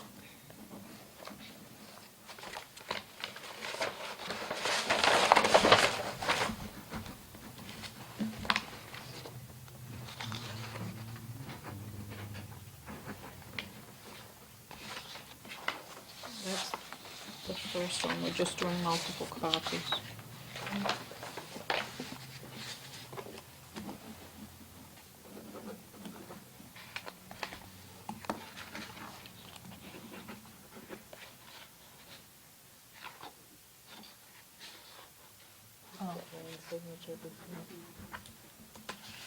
Oh, there's another one, okay.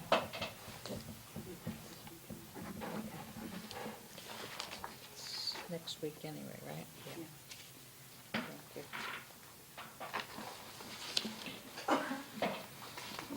4.5, disposal of surplus property declaration regarding Townsend Public Library to be transferred to care and custody of the IT department. Jim, did you want to? Just very briefly, Madam Chair, you have a listing of some 2009 vintage laptops and associated equipment that the Library Board of Trustees are looking to declare surplus. Okay. And what is our IT department going to use them for? Likely dispose of them, so being declared surplus, they'll evaluate them, determine if there's any value at all, and if not, they'll be disposed of. Are there any worthy people that, I mean, how do they get disposed of? Actually, I think we have, Carolyn would probably know better, I think we've had a vendor come in before and do the computer.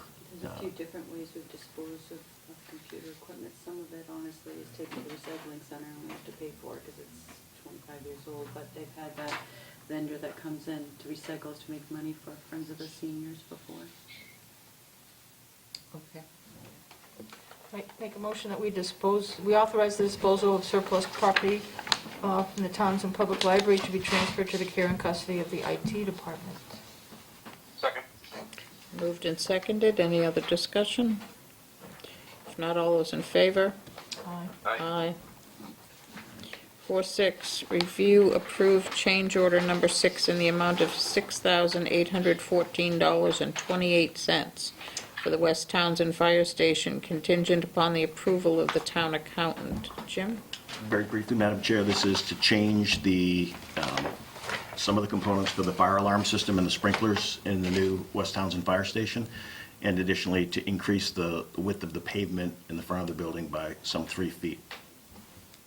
And this came up at this time, why? Because they're nearing the end of the project, so they know what their available resources are. These were bid as ad alternates, so these would be the things that if there were funding available at the end, that they'd be able to purchase off the menu. Okay. Can I get a motion? I'll make a motion that we approve the change order number 6 in the amount of $6,814.28 for the West Townsend Fire Station, contingent upon the approval of the town accountant. Second. Moved and seconded. Any other questions? All those in favor? Aye.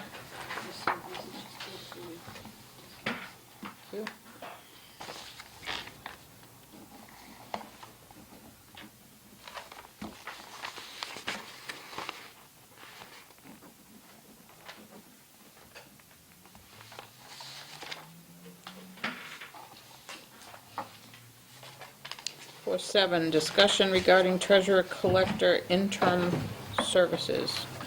Madam Chair. Yes. At your last meeting, I reported out to you that we had had a number of applications that we received, broken down the candidates to interview 4.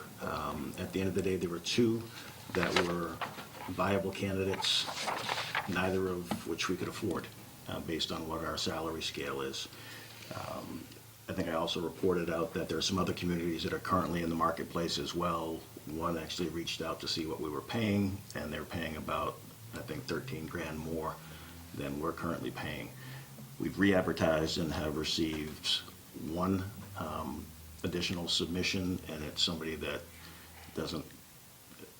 is clearly looking for a job, but doesn't have the skills or the experience for this job. So we're in a situation now where I think we were just before I got here when you were in transition, and given that it's your appointment, I wanted to bring it to your attention that we do have a need now. I think we've relied on the people within the office as much as is reasonable to pick up the extra pieces, and if it would meet your approval, I'd like to solicit from some of the firms out there that provide the interim type services that we've used in the past while we figure out what the next move is. I have a question on the salary. The salary that we have budgeted now, how does that relate to the matrix? It's within the matrix and it's near the top step. And one of the candidates that we had before us 2 weeks ago was already making $10,000 more than that, where she currently is performing the same job. Okay, so that causes me to question the validity of our matrix, because if people are typically making X amount more than what we say the value is, then doesn't that point to our matrix needs to get looked at? You'll probably remember back in November of 15, a report was issued by HRS, again, this is about a month before I got here, where they had done that. They had done a market survey, again, to refresh the matrix, and they found certain of the positions needed to be adjusted. What they recommended was actually adjusting grades more than even adjusting the matrix. Carolyn can correct me if I'm wrong, but I don't believe there was a move made to update the matrix in total. It was really just reclassification of some positions into a higher grade, which then meant there was more upside in terms of the economics. But it was only some positions. Was this position one of them? It was not. It was not. But that's not making sense to me. It's like if I were going to go out today, if we were going to go out today and survey, what are these people making for this kind of a position? And what I'm hearing is they're all making $10,000 or more, more than what we have listed, that makes me question, we're obviously not competitive. I agree. And Okay. not just in this position. So how do we get to that point? Carolyn, you were going to say? Yeah, in terms of the matrix, I don't think that's so much the problem, Sue, because a few years ago when we went out to find a treasurer collector, we were on target. I think the problem has become over the last 2 or 3 years is that there's not a lot of municipal workers. The younger people are not going in. Treasurer collectors certified are almost impossible to find. So the communities are really competitive for a very small pool of people, which has made certain positions Okay, so, unaffordable. But I think the matrix as a whole was just looked at and adjusted 3 years ago, and several of the positions are probably so on target. it sounds like we're back to where we might have been Mhm. a few years ago, which is, are there positions that need to be upgraded? I would bet that there are. Just looking at the matrix. And What would we're it take paying. for us to do that? Because I would like to be able to say to my community and to the town meeting, look, we looked at this, and this is, it's similar to what we've heard from the fire chief in terms of, what the competitiveness of certain positions. But maybe we need to look at that, too. It becomes a little bit more complicated by the fact that since the last time this plan was evaluated, nearly all of the positions are now unionized, which means from a wage perspective, they are now subject to collective bargaining. So if we, hypothetically, we go out and we have HRS or someone else refresh the economics, they take another market analysis, we come back and find out that two Yeah. positions within the union should be upgraded. We can't just do that automatically. No, I We now understand. have- I understand. I guess what I'm asking for then is really a recommendation as to what approach to take to be able to evaluate the kinds of positions that we are going to need to be competitive with. I think on a very narrow ledge, you've got a handful of positions, and that can be done either by going back to HRS or, quite honestly, taking the list of comparable communities that have already been identified and used for the last 15 years in town and doing the survey ourselves. Calling those comparable communities, finding out what their pay range is for those very narrow listed positions, whether it's treasurer collector and accountant and paramedic or whichever ones are decided to be the ones that are most market sensitive right now. I mean, I don't want to get into the weeds on this, from our perspective. I don't think that's us as much as it is you. Right. Okay, so if you could entertain that as kind of a project that I think needs to be done. I don't know. Absolutely. Cindy, how do you feel? I think there's a whole bunch of things we need to do with salaries and stuff, but I was just raising my hand because I think this is, right now, we have a crisis with the treasurer collector position, as we did back in 2015, where nobody's in it. And we need to do something right now, and deciding whether or Yeah. not having a matrix conversation is okay, I guess, but we need to, I think the agenda item is to try to get some interim services, which really did work well for us 3 years ago when we did this, that even thinking, not to pre-select, I can't remember the names of anyone that was here, but I think we were happy with the services that we received for the interim, which we interviewed them too, and had to negotiate the fee, which is not, the fee for interim services is not a matrix question, it's whatever the market will bear, because they're independent contractors, and we have to see what we can get for the services that we need for the period of time that we need them. And many of those people providing those services are retired treasurers, that some of them, I think, are operating independently, just like the police chiefs do, that they're retired, they can only work so many hours. So but getting a really qualified treasurer is very easy, I think, on the interim side, to getting somebody qualified. But I think very quickly, I have a question, mostly to Jim, is where we did a contract with our last treasurer, and if we're contracting, does the matrix apply? Can we, if we're, not for a conversation to decide anything tonight, But if that's a contract position, not necessarily a matrix position, I mean, I think we contracted within the matrix when we did that, just to give her a contract, I think is what, with the way that worked out. But if, as we're moving to go from an interim to a permanent in this process, can we work on, what can we spend on a contract as far as strategizing possibly? I'm assuming some of that would be executive session. But to look at it as a contracted position, as it is, when we get to hiring an actual replacement, so that we're not really Right, the short- stuck by the matrix. Yeah, But can I we, hear I'd you. like to see The us short answer, make a Sue? motion tonight to get interim services Right. started. But the short answer to your question is, the contract that you negotiated with the most recent incumbent specifically said shall be paid in concert with the wage and class plan. So it was But we don't written have- in there. but can we But you do didn't a diff- have to have that. Right, but can we Because the look at person- this as a contracted position? The wage and going class forward? plan lives within the personnel policies. The So personnel there may be policies says- some creative things that we could discuss. Well, it's already there. The personal policies in one of the opening paragraphs says that these apply to everybody except if you're in a collective bargaining agreement or in a personal service contract where there's a conflict. So if you do a personal service contract with the treasurer collector and you pay them outside the wage scale, you're good. Okay, as long as we have the money in the budget. Right. And the Mass Municipal And that gives us the opportunity thing to. says we can do a to get contract with this to deal with a position anyway, competitive- so. A very competitive Yeah. environment. I just want to be able to, and I'm fully in support of the interim and all of that. I just want us to concurrently be thinking about what do we need next, and how do we go to the town and say, we really need to, it's an important position, and we need to be able to be competitive out there, too.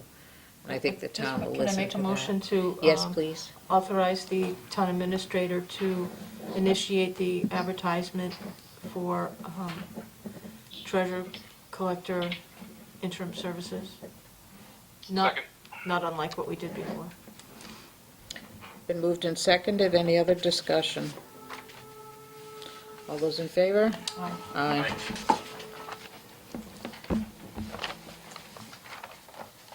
Jim, you're up.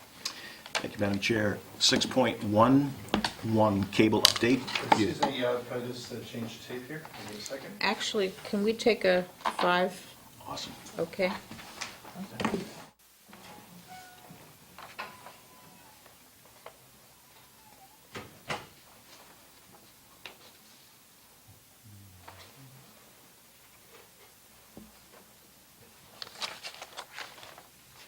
Okay, we're back. Jim, we're going to start. Yes, 6.11, you've got cable update.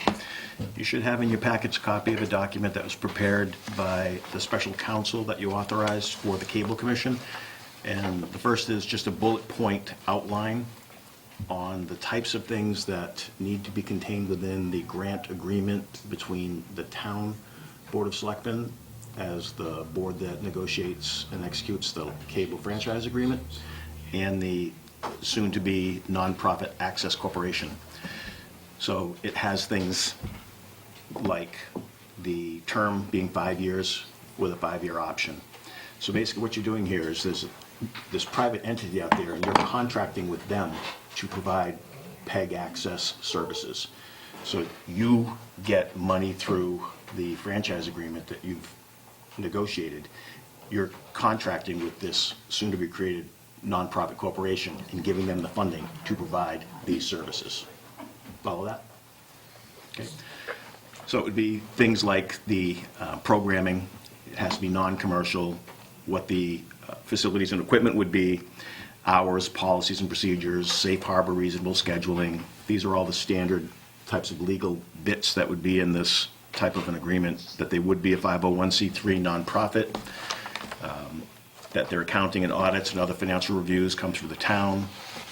So you have on that first page the bullets of what the agreement would look like.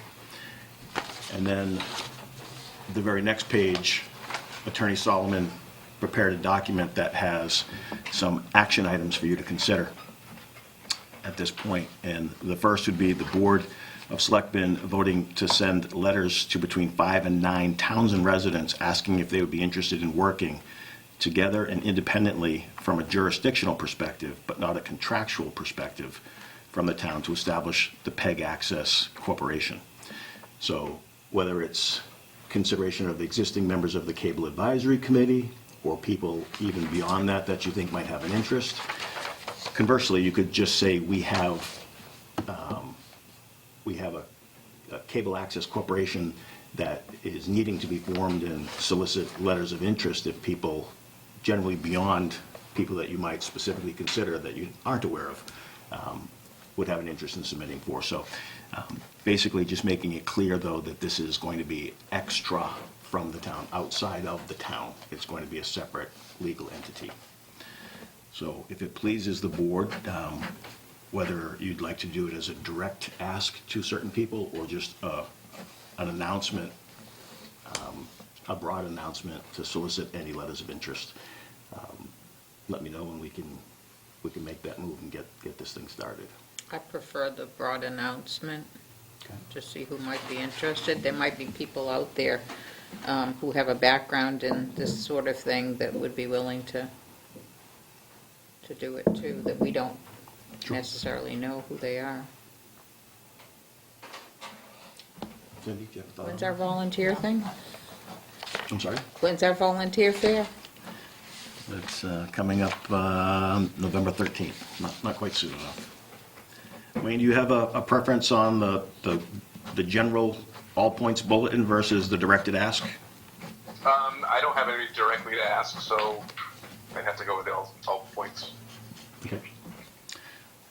Wonderful. Could I get that in the form of a motion? And I Make a motion that we put out a call for volunteers for anyone who might be interested to be a part of the nonprofit PEG Access Corporation. Second. Moved and seconded, all in favor? Aye. Aye. Aye. Okay, and the next is that the board, through either the town administrator, the cable, or special counsel, provide a bullet list of PEG access agreement provisions, which is that document we just spoke about, to this group of people once they are formed. So this is kind of the template of the outline of the agreement that we're going to negotiate with you folks, you 9 people. And the very next point goes into the fact that the incorporators, which is what they would be incorporating as a nonprofit. They incorporate as a nonprofit, and we negotiate the terms and conditions of the access agreement with them once they're incorporated. And once they are fully incorporated and we've negotiated the access agreement, they need to find a place to live. One of our earlier discussions tonight about the Hart Library, it had been something that we had been discussing, having the cable studio in the Hart Library. So we can revisit that or look toward some other opportunity. But that's some number of months down the road, in the best case, because we still have the other steps in the interim, locating people and getting the incorporation. So do you need a motion to direct the town administrator to coordinate this thing? I don't think so. I think that you've taken a motion, a vote on the first step, and once we get some live bodies that have an interest, we'll take that next piece, which is Okay. identify who you want to have conveying the bullet points for the access agreement. Okay. Right, and at your next meeting or the meeting after, special counsel would like to be in attendance to be able to give the board an update on the other piece of the cable update, which is the extension of the system. This has been something now that has been negotiated as a side agreement. You'll recall when the franchise agreement was negotiated by the board back in 2015. It became effective in 2016, and the side letter that you did for the extension had to be 2 years out before it could be started. So So we're there 2018, now. we're there now. So he'll come in and give you the update on what the legal steps are there. The Cable Advisory Committee had been wrestling with this issue, and I think that mistakenly understood it to be their responsibility to try to coordinate the make-ready work, which is basically the poles that exist in these locations, are they sufficient in height to be able to accommodate cable as well as telephone and electric, and if not, they need to be fixed to be made ready. Council will be telling you that it's Comcast's responsibility to do the make-ready work. They, in their side letter, have agreed that they will do the make-ready work, they will make the upgrades, we will pay the bill. And we'll pay the bill with the money that they granted, that you negotiated for back in 2015. So, what's the timeline for something like that? The letter of notice is prepared now. He's going to be sending that out to their legal counsel. And then he'll come before you at your next meeting or the one after and talk to you about what steps are next. He's not certain what response Comcast is going to give. He thought it curious that there was a 2-year window, which we do know that we're not dealing with the same people. We had, as our public affairs rep, Ben Perlman at the time. He's no longer with the corporation, so he's expecting we're going to be dealing with entirely new people who may or may not even know that this agreement exists. So he'll be prepared to. That's what they have lawyers for, too. Which is why he's going lawyer to lawyer instead of a volunteer committee trying to negotiate this. Okay, I just want folks that don't have cable right now to know that we're moving toward that. Get them up and running. Absolutely. Just can't say when yet. Thank you. Certainly. 6.12. Carolyn, can you make sure that's down for the next agenda? Did Attorney Baldwin said he could come on Tuesday nights, and I'm having difficulty scheduling Tuesday nights. I thought he said that he could get, if he knew in advance, Yeah, he could get. when I last spoke with him, he said that For the 11th, because you have the reception and then the interview. councils. So I'll try the 18th. Mhm. Invite the- Okay, 6.12, looking for a vote affirming the hiring of Marcy Furlong as the records clerk for the Townsend Police Department.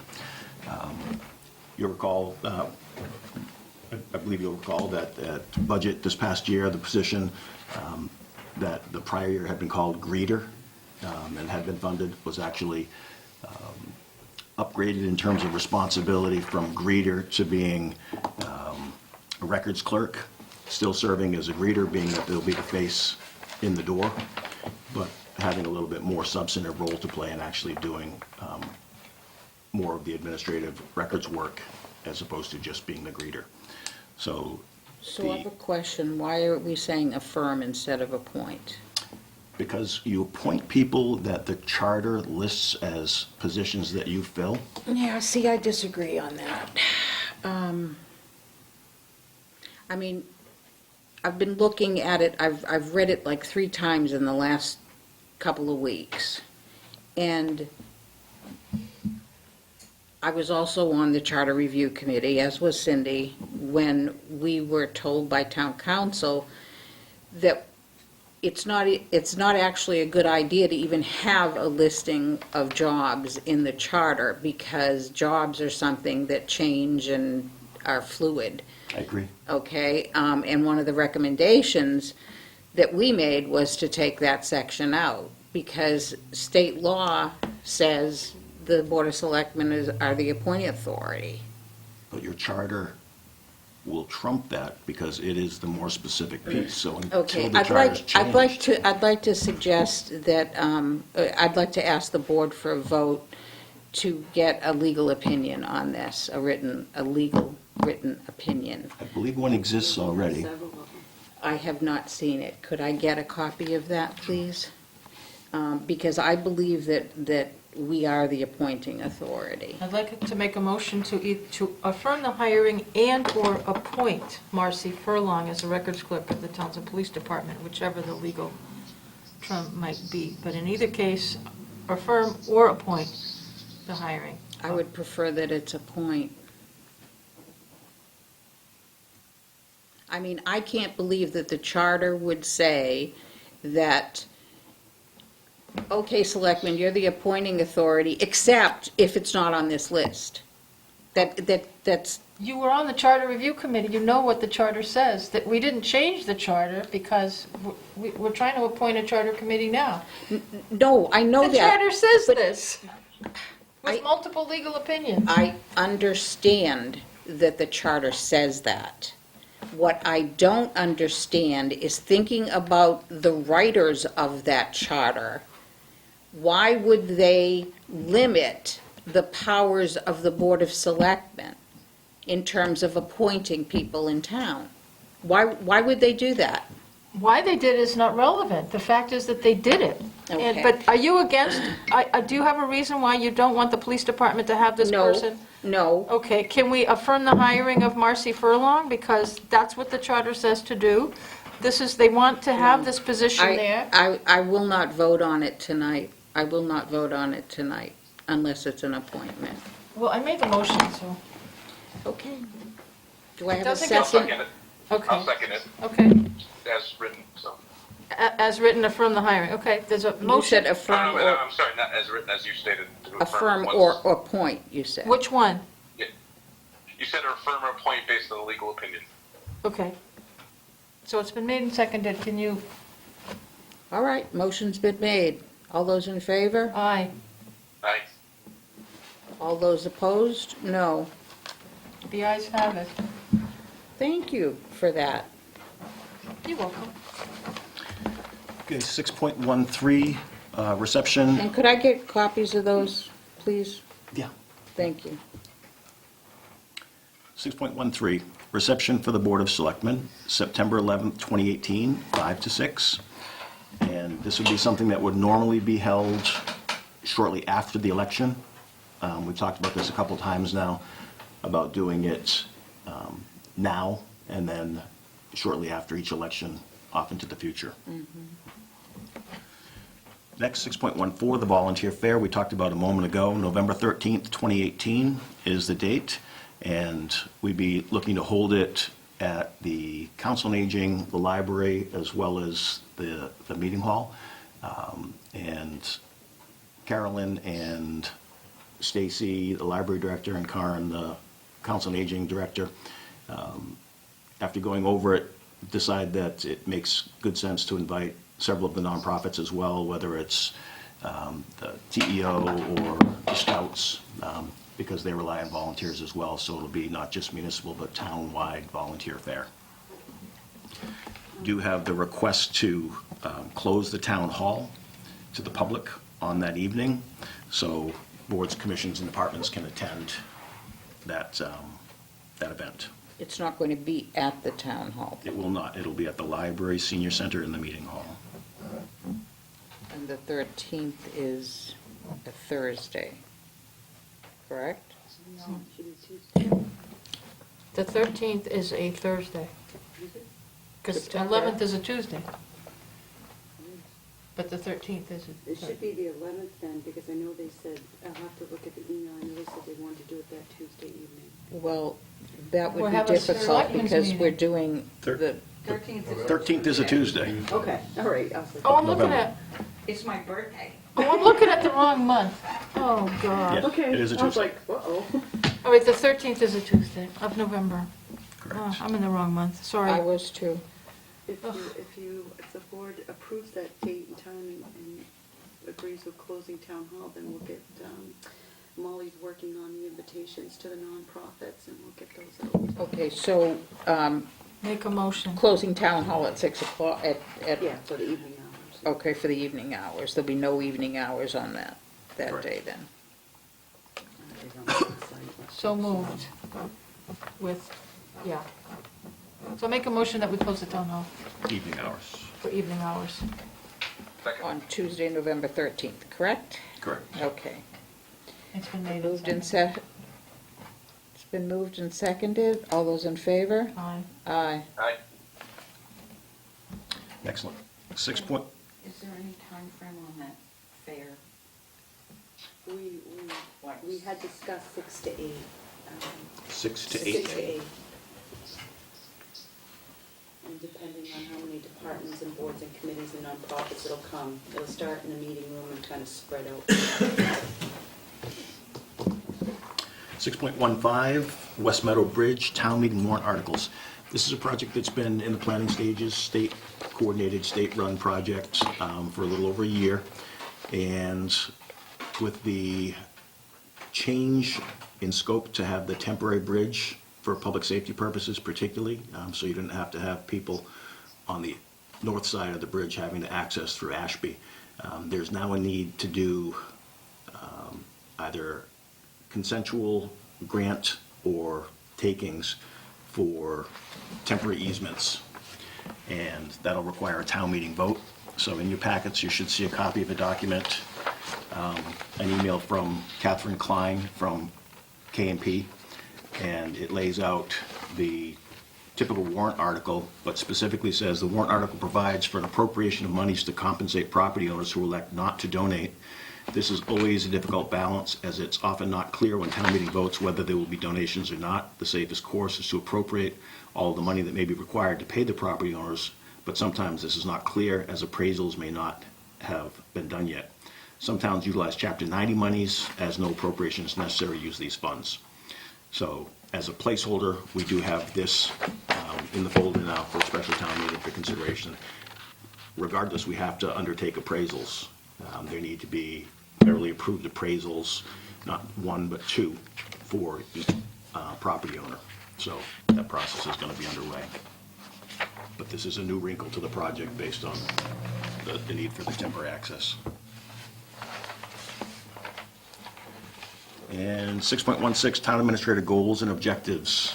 You should see in your packets on legal size paper a document that takes a stab at adding more detail to each of the goals that the board voted. So you'll see on the left-hand column under the heading goal, the second or middle column, the objectives within that goal, and then in the far right-hand column, the action items or the specific tasks to accomplish the objective which falls under the goal. So it's basically starts out at the 10,000-foot view, and then it becomes much more granular as you go down to the action items.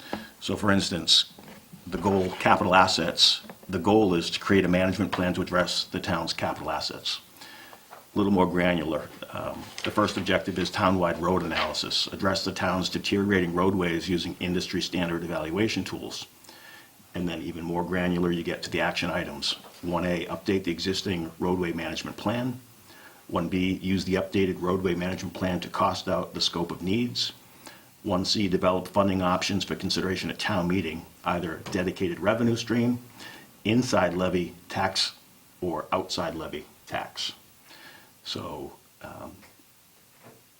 it's obviously, if you look at Lunenburg, which is one of the communities that we had some discussion about, this is the exact scope that they followed. They determined what the condition of the roads were, what the cost would be to update all of the roads on an ongoing basis over 10 years, determined what that would cost each year, looked at what they had in Chapter 90 dollars each year, and then what the delta is between their Chapter 90 and what the need was based on that study. And they developed, and they earmarked a dedicated revenue stream as well. They actually did an override, so they grew taxes to meet that delta. But I believe they took something, and I don't know if it was the excise tax or something like that, but they took one of the revenue streams and used that as a dedicated stream as well. Yeah, I have a copy of their plan. Yeah. You and I were looking at it the Yeah. other day. The inside the levy limit, that would obviously be borrowing without increasing taxes. So taking the existing amount of money we have and trying to fund it, which means something else gives someplace else.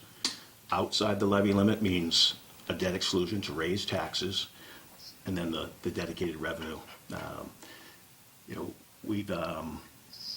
We've had some discussions about where can you find new revenue in a municipal environment, and there aren't many places.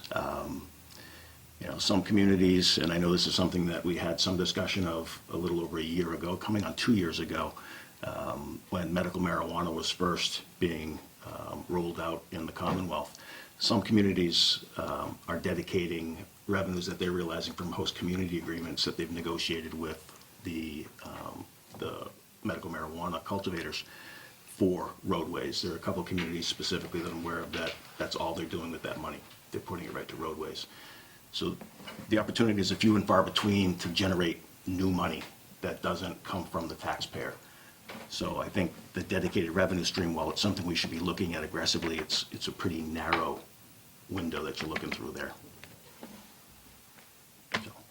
So that's the way this form breaks out anyways. It starts, again, with the very broad and gets down to the very specific. So at the end of the day, you would be looking at the action items and evaluating whether or not the action item has been accomplished, which means the objective has been accomplished, which means the goal has been met. This says Board of Selectmen goals and objectives, and it started out with our goals, but we're really talking about ultimately what your goals and objectives are. Right, these would be the things that you're saying you want done that I, as your paid staff person, would be charged with doing. Right, okay. Good, when do we start? We've already begun. Yeah, we've already begun on a number of them. So I'm going to get this posted up online. It'll be on the town administrator page and the board of selectmen page, so you can Okay. find it either way you look. So I encourage people to take a look at that document. And next we have 6.17, update regarding job description, executive assistant. At the last meeting, we had some discussion. It was very brief and not very specific because it hadn't been agended. It was just something that was being talked about a little bit. So it is agended now in case there's any need for any more in-depth discussion. The way I understood the conversation at the last meeting was that what may have been a good job description for any given position 5 years or 10 years ago might not be the job description you would want today if you were given the chance to review it. And I guess it doesn't matter when you think about it whether it's the treasurer collector's position that is currently vacant or whether it's a position that's full, that somebody is staffing. You can look at them and update them at any time. So I know that the chair has forwarded me a couple of job descriptions that she has seen for executive assistant positions in the Selectmen Town Administrator's office. I've pulled a couple as well. I've got a kind of a consolidated draft of each of them going. What I'm finding is that it's not markedly different than the one we've got. I think the ones that you've sent me, Sue, they expound on the things a little bit in a little more detail. Which I think is important. Sure. And the reason I think it's important is because I don't think people realize how many things that position is responsible for, Agree. okay? And I think it's important to call it out. No, I agree. So between now and your next meeting, I'll have that revised draft. What I will do is I'll juxtapose it against the existing, because I think at the end of the day, you're going to recognize that there's not a lot that's going to change. What it does call to attention, however, is when you look at the two that you gave me and a couple of others, we're back in the same discussion we were about the treasurer collector. We are Yeah. pretty markedly underfunding the position. I think the two that you forwarded were in the mid-50s. Well, yeah, but one doesn't count because it was rather upscale community, but, Sure. you know, it wouldn't be something that we would typically compare ourselves to. Yeah, I think when you pull the data, well, I won't say it that way. I have pulled the data for the comps that HRS, the consultant that the town has relied upon, and has determined are comparable to us. And while not all of the data is in yet, we're still markedly underpaying for that position, even having made an adjustment this past year. So that's not, a community out, in the moneyed suburbs of Boston. Those are communities that are been deemed by an We independent can't pay consultant the to same be. rate that Wellesley and Weston and... This was Andover, actually. Oh, well, Andover. Belmont. I'll have a little bit more of that for you at your next meeting, but this is the first time it's really been agendaed to talk, so I wanted to get some feedback if anybody had any. Wayne, do you have any thoughts on that? No, I'm fine with that. That's exactly what I'd like to do for all these. Okay, thank you. Cindy? Do we have a posting? It has been posted under the existing job description. Uh-huh. I had one applicant. Her name begins with Carolyn and ends with Smart. And it's my inclination to see that she stays in the position.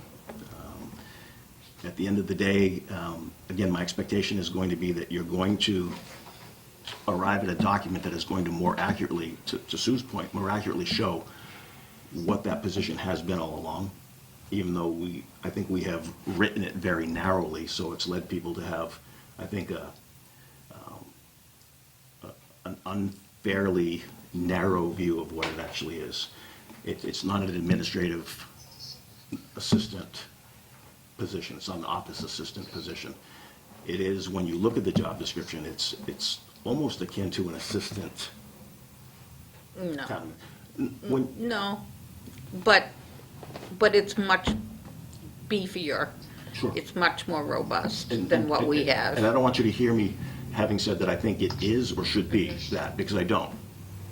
But I think it is very close to that. It's closer to that than it is to an office assistant position. Almost definitely. So, There's quite a bit of expertise. Do we have a plan to move forward with this personnel shuffle? I Well, know that we've got, the town clerk's office is in need of staffing, and then she has we a. need staff. Well, there's a lot of very important things coming up that really require enough staffing, and Sure. I'm just not sure Yep. what's going on. Are we going to post it externally?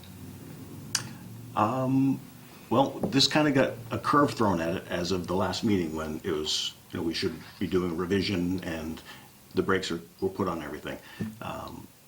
My expectation would be that I would not post externally because I have a candidate right now that I believe is more than qualified for the position. If, however, it's going to be revised and it's going to become a different position, then I have to post again because I have posted for it as it currently exists today. I thought you posted it just internally. I did. Isn't it typical to do an external posting as well? No, the whole purpose of having an internal posting first is to give your internal candidates an opportunity to be considered before you go out. And if there's somebody that you deem is sufficient internally, then that's the end of the system.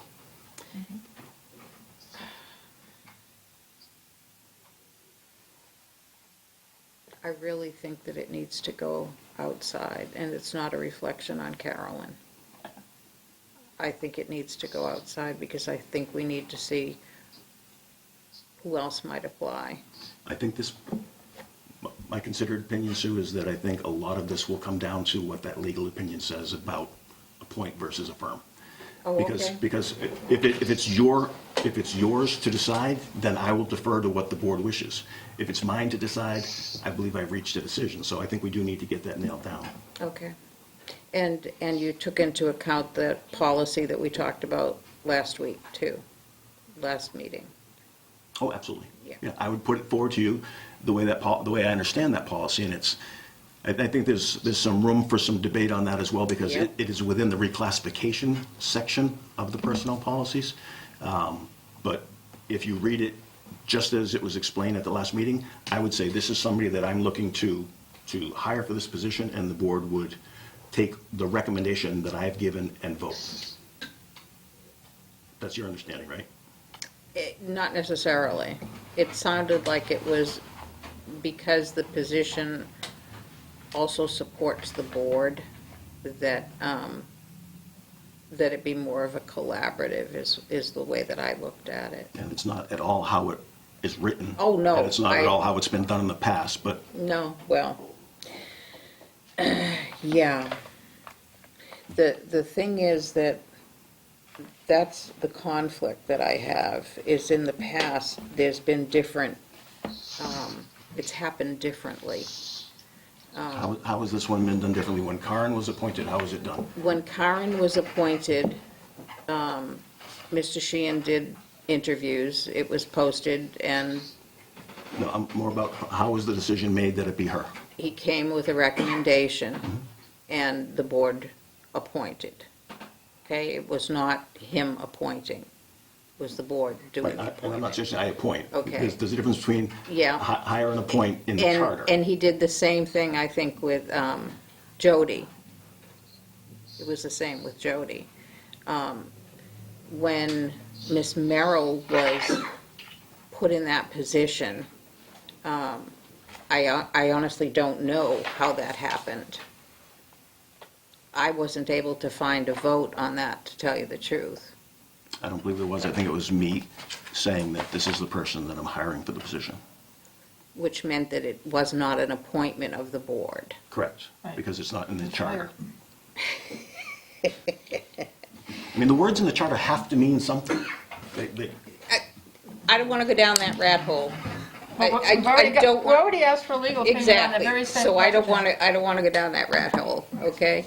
I There's a don't think we asked difference. for a legal opinion. I think we asked to review the existing legal opinions. Review existing, that we yeah, have. so we already have the legal opinions on that question. so- And I'd like to see them before I even continue the conversation, Absolutely. okay? And I hate to hold you up in terms of this particular position, but. No, it's fine, because Carolyn's showing up every She's day. already doing the job, so. Just so you know, too, I did pull the minutes, I actually looked at that, because you had asked for the date, so I went and reviewed, and all three times it was done the same way when I was hired back in 2001. I did not find it in the minutes, if I'll you could send point to it you. out to Yeah, me. I'll shoot it over to you. Which, Thank it you. was done which way? You had it under your TA reports, and you made the recommendation to hire Kelly Merrill, and that's what we did, because when you're appointed, you get sworn in and everything. Hired personnel are not sworn in, like your officers and firefighters and things like that. Like, you don't appoint your temporary workers at the Cemetery Parks Department or your recreation counselors. I mean, you just never had. There's certain positions that are hired and there's certain positions that are appointed. And when they're appointed, they get sworn in. And it's been like that since the charter. Yeah, it's been... I remember that, because that, I don't- I was on the ambulance, it was the I same don't thing, want we to, went back I and forth. do yeah. not want to continue the discussion. But as a good checks and balances, they were always... I don't want to affirmed. continue the discussion, okay? We'll go from, So then we have There. 6.18, Community Compact Best Practices Grant. So the Community Compact, of which we are a member, they've rolled out their next grant opportunity, which is to have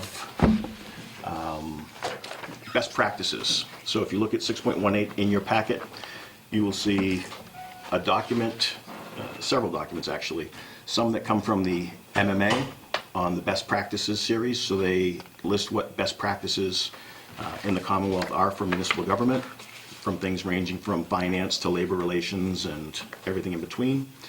And then you'll see a one-sheeter on the very top from a company called ClearGov. You may remember that we spoke about these folks almost 2 years ago now. This is the kind of open checkbook group. They come in and they take all of your data that's currently available in a variety of different locations publicly, and they put it into one clear, hence ClearGov, one clear, easily digestible format for the public. So on your website, you would have the ability for people to click through and see at a glance tables and data like you see depicted on this document. The reason that this document is here is because we received a call from ClearGov that they have been selected by the Commonwealth as an approved community compact grantor. So if it's the wish of the community to go forward with ClearGov, which it had been last time we talked about it, but the funding was something that was going to be difficult, this is an opportunity to have that same service provided, but have it funded through the compact. So, I have an opinion about some of these little companies that end up contracting with the state. It's not necessarily always a good opinion. And I think sometimes it's more for their benefit than it is for the customer. But that's just my opinion, okay? I look at them as their consultants, and they're making money on the job of being a consultant. So it's no reflection on this particular company, because I know nothing about I think them. that's business in general, they usually like to make a profit. Yes, I know, but I like It's to, capitalism. but I like to, I'd like to look at it more from the standpoint of what's going to be the end result benefit Sure. to us, all right? Because I don't want to spend time and money on something that, when there's something we might need more. So I'd like a little bit of time to Oh, look through absolutely. this. Yep. To see what, and maybe have a discussion about what our priorities would be, Absolutely. which is- aside from a sales pitch from ClearGov, And okay? again, that's why you have the following documents are all Exactly. the best practices. And I did not have a chance to really Yeah. thoroughly read that, so, And there are other companies besides ClearGov that I'm sure have there are. platforms like this as well. So even if it's, and I'm not looking for just a data kind of thing. Sure. Okay, that's the thing that I want something substantial. I would rather partner with DOR or DLS and do something for internal training, if that were something that they were touting too. You know, something that's gonna benefit our employees and us, not just looking at numbers and pictures, okay? But I thank you for that information, because I had not seen this. and next you'll see update from Unitil, which we already had. And lastly, 6.110 Charter Review Committee update. We currently have 7 out of 9 of the seats filled. We have 2 Finance Committee seats not yet filled. My understanding is they've not met in a bit of time now, at least since we've been talking about this. So the expectation is that they are going to fill. They just have not met yet. I know that there was an email that came to Sue and I today on the question of whether or not the Charter Committee can meet prior to being fully appointed, and the answer is yes, it can, notwithstanding any prior decisions that might have been floating around that said that they couldn't. They can. And So because there's at least a quorum. Correct. They can Yep. begin the work. certainly. Okay. So what's strange about it is the Charter Committee Review Committee is formed from the language of the charter, but there's nobody that's in charge of it until they meet and they pick a chair. So Exactly. nobody really has the ability to say, okay, well, let's just do it. The moderator can't, you can't, so somebody needs to just say. I think what we let's- did is, as a board was, we posted that the first meeting of the charter committee would be. Just to kick 'em off? Yeah, Okay, yeah, so is it fair consensus to say that we should do that? I think so. Get it There's started? a lot of work that needs to be done. Cindy? I'm just thinking about, I was the final member that was selected to get onto the Charter Review Committee, and I think when we decided on making that posting, most of us, that we had a quorum in the room making the decision, because you were on it, I was on it, Dawn? Dawn, I mean, it just happened to be a room full of people at that selectmen's meeting. I was on the FinCom at the time, and I was there, and there was a majority of the people that were already appointed to the Charter Review Committee that were in the room that we made the decision. We discussed it right here on what date would work for the people. So that's why it worked, that the Charter Committee. Could we ask your office to reach out and try to coordinate a first meeting Sure. and do a posting for it, Absolutely. please? Yep. And that's all I had. Thank you. Okay. 6.2 Board of Selectmen announcements, updates, and reports. Wayne? We lost Wayne. Oh, he went to eat. Call him back. Do you have anything, Cindy? I don't. I have nothing. See if Wayne does. Your call has been forwarded to an Okay. automatic voice He's message. trying His to phone call died. you. Oh, do you think? No, if it comes back on, he'll call. Okay, well, We have a You still quorum, we have a can keep quorum. going. 6.3 Board Correspondence. I have none. Cindy? No. If you don't have any, 6.4 I don't have any. Approval of meeting minutes for July 10th, July 31st, and August 7th. We can take them together if there's no objection. Make a motion that we approve the minutes for July 10th, 31st, and 2018, and August 7th, 2018. I'll second that. And there were just a couple little typos that Carol and I found. They were just, Hey, Wayne. Hello?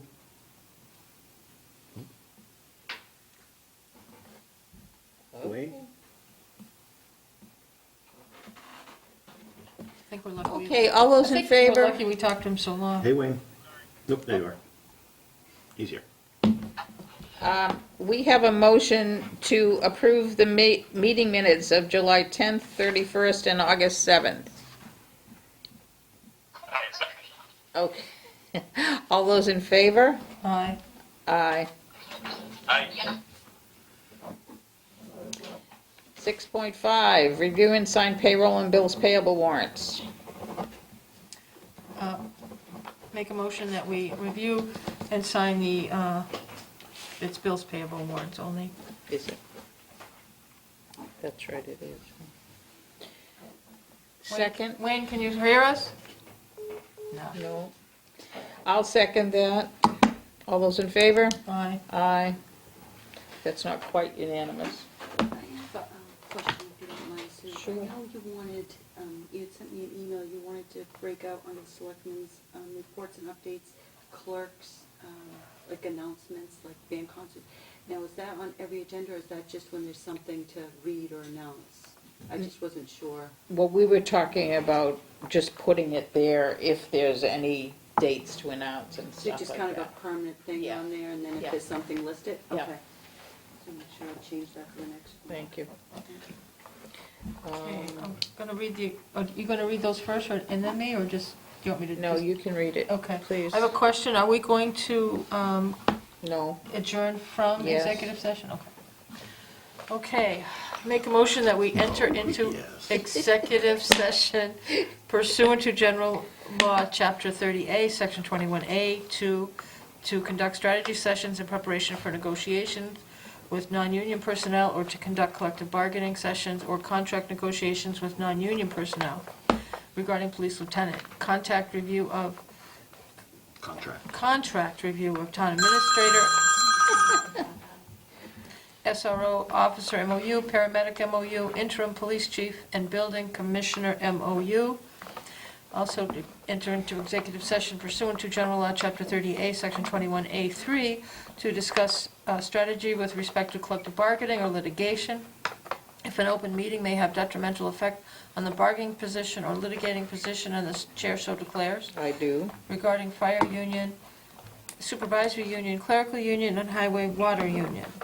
Also, executive session pursuant to General Law, Chapter 30A, Section 21A3, to discuss strategy with respect to collective bargaining or litigation if an open meeting may have a detrimental effect on the bargaining position or litigating position, and the chair so declares, I do. regarding Normington, Clark, and Eaton, and then to adjourn from executive session. I'll second that. Not that, sorry. Okay, do you want to second it? Second. Okay. Thank you, Wayne.